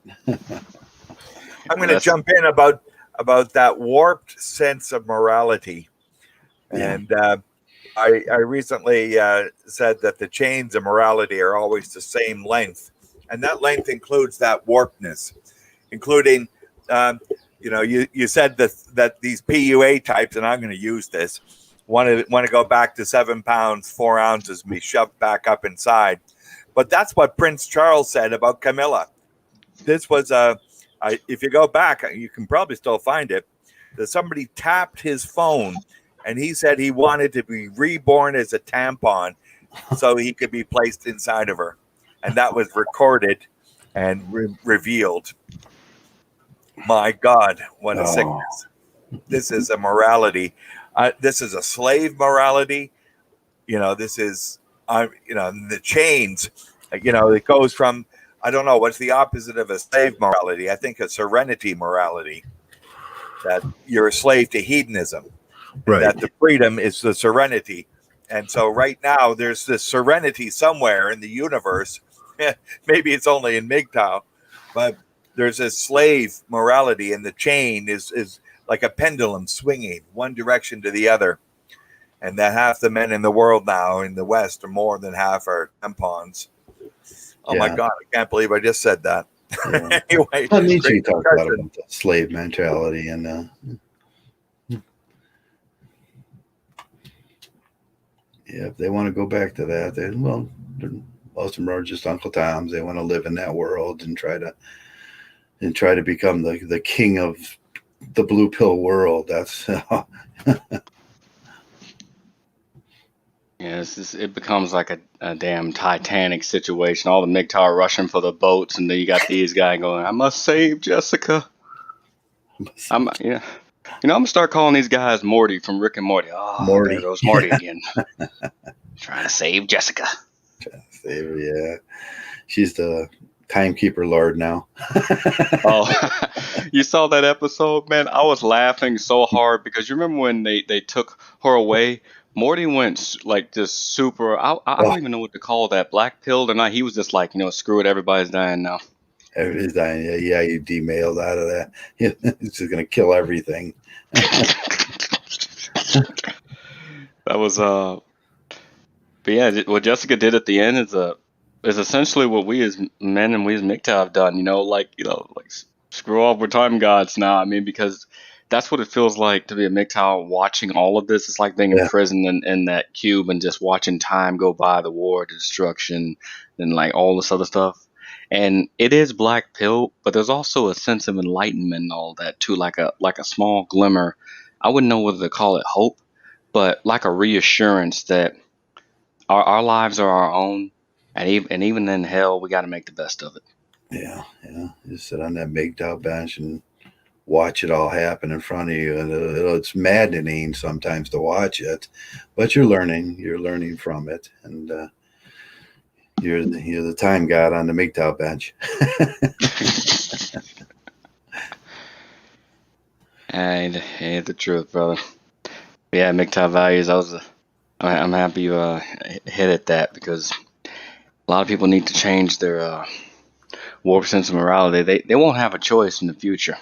Yeah. Because as soon as and I reminded a woman of this, one of these proud feminist type, listened to her, wasn't even mad. I just told her this: as soon as men lose all of our rights, they too shall lose theirs, because we were the ones that fought for them. So I guess nobody's gonna have rights after a while. It'll become like some weird Animal Farm situation. So, something's gonna give. Progression is unstoppable. Father Time is undefeated. And I'm the one that kind of threw this quote out there. People get mad when I say it, but I'm gonna say it anyway. Father Time is undefeated, and Mother Nature's a bitch. Essentially, Mother Nature's a bitch. So we can only do what we can to live life better given the situation. I in something somebody said in this discussion, I remembered a line. I don't know where I got it from, but I am dead to the world. And what I've been investigating about people being deceived and people not asking questions and just accepting insanity as the answer, and listening to television, that there's a fallenness into the world, and this fallenness deeply into the world is part of the problem, that they're deceived about the greater things of living. And so I looked it up, and it appears to be Galatians 6:14. And if you're dead to the world, it means you're not hedonist, that the world has all these entrapments and all these enticements, and you're dead to the world. And then what I got from some of the meanings, because there's a lot of different translations of it, some of it is also that the world doesn't chase you. And so you're freed from being pursued by the world itself. And so there's a two-way freedom here in this statement in 6:14 Galatians, I am dead to the world.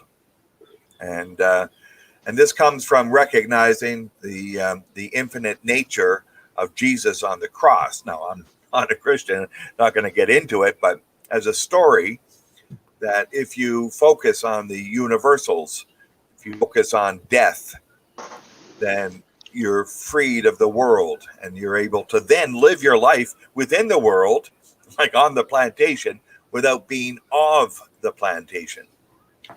And I think being on the plantation is how most men are going to live, and but you're not of the plantation.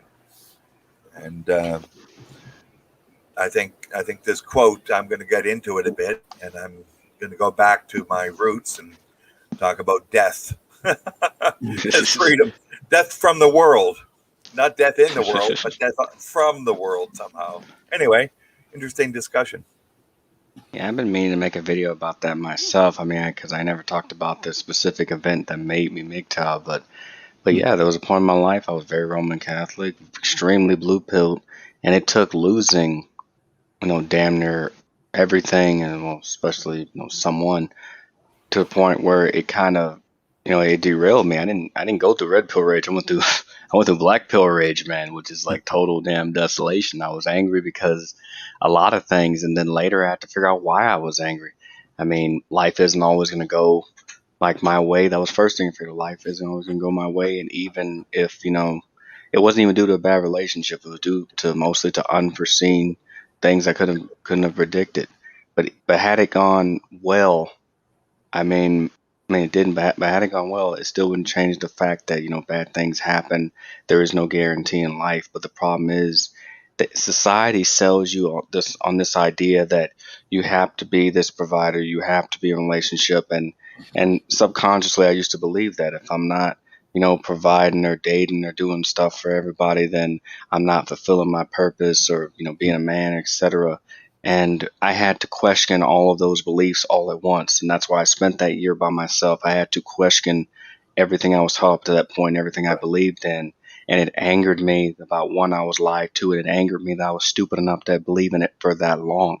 It's not my fault, but you learn to, you accept reality and forge a new, like a new philosophy or a new way of life. And the one thing that a lot of these guys, when they're going through that rage and the blue pillars, that they're not going to get it till something bad happens to them. I mean, I don't want anything bad to happen to them, but if it happens, it happens. The thing about it is, life is not going to, just because you made like lemonade doesn't mean lemonade is going to taste good or something like that. And so they crack under pressure because they live the ant colony life, and we weren't meant to live like insects. Our masculinity and our purpose is not directly tied to women or society or to anybody. We decide what that is, and men being the giving gender, which is kind of weird because women have got the title for being nurturing. Sometimes I find it a little odd sometimes, but Kind of ridiculous. yeah, it's pretty ridiculous because all we do is give. We give till it hurts. Men are sometimes the last person on our list that we give to, if assuming we're even on that list to begin with. And for once in human history, I like Mgtow, and I like the feminism did their crazy stuff because it woke a lot of men up. For the first time in history, we as men need to think about ourselves. We haven't done that in a very long time, if ever. We need to think about ourselves, help ourselves, and give back to ourselves. We've given enough to society, women, the world. Contributing is not even the issue here anymore. We need to heal ourselves and do something nice for ourselves. For once. Right. Yeah. Sorry about that, Rand. This is something I've been thinking about. Yeah. Okay. We've been going about 2 hours, 4 minutes. That's about usually when I cut it down. I like that, Black Wolf. I'll just jump in and say, yeah, that's really nice. and men should be giving more to other men. And I think we encourage that. Buy a man a beer, go out to a bar, and you see a man sitting there, buy him a beer maybe, and chat it up with him. And this is a better way to live life. And I was looking at this song as Trav wraps it up. I'm just going to recommend Carrie Livgren, Mask of the Great Deceiver. And in this song, he talks about our efforts to free ourselves are in vain without the gift of love. And I think that's a good thing to do, is just to give. And by giving, we save ourselves. I think by giving, we're freeing ourselves from the hedonism, right? From the entrapment. Anyway, thanks for the stream. Thanks, Black Wolf. Thanks for showing up. Yeah.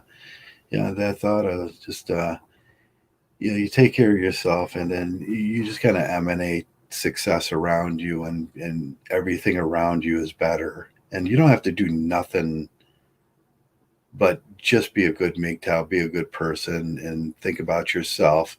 And what emanates from you is just going to be goodness.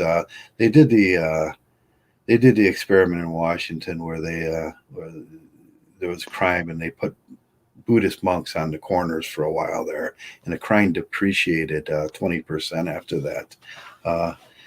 It's just, Mgtows are like that. Everywhere we go,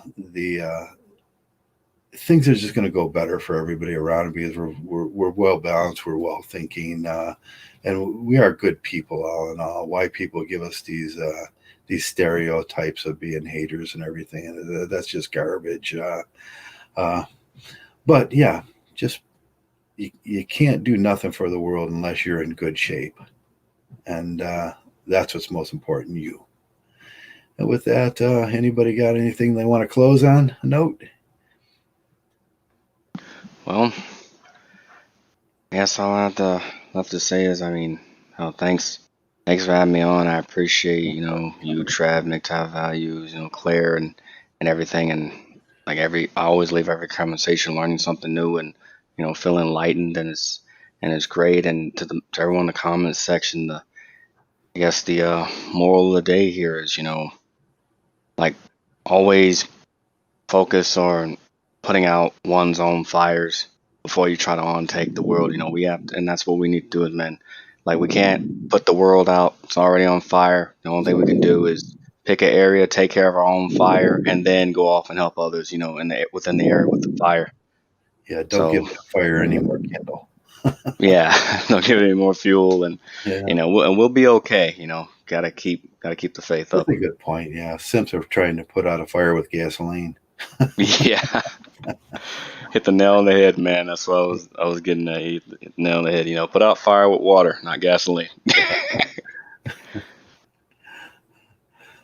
Okay, Joey. I would say, I had two things I want to just bring up real quick. So first of all, just think about that idea of women not having honor, and then just decide right there if you want to be around those type of people. So, and then another thing too is stay in the game and keep learning and listening. I think these podcasts help. And then, join a Hangouts group, because, one guy that comes to mind is Heartburn.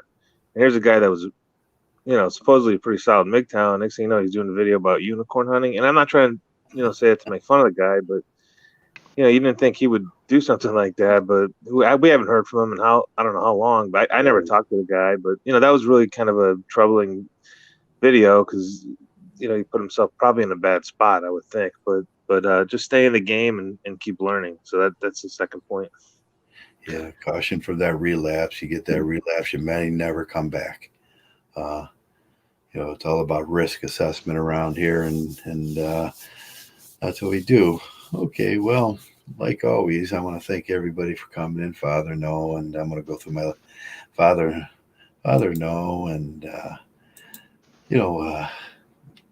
Mgtow Values, Claire, Jigsaw, Brissy Boy, and Black Wolf, and everybody that commented today. Y'all do your part in Mgtow, and if we all do our little parts, it helps, and we'll get the message out there, and that's it. It's just getting the message out there, and trying to make it logical. We are a new philosophy, so we got to work these in. That's what we talk about here. We work through the philosophy, and it will come from the, it's like any regular philosophy. Every philosophy is grown on the guys before us, and we listen, we learn, and we can only do that if we're civil towards each other, and let's keep it going. And thanks a lot for everybody coming around, but most of all, thanks a lot for being Mgtows.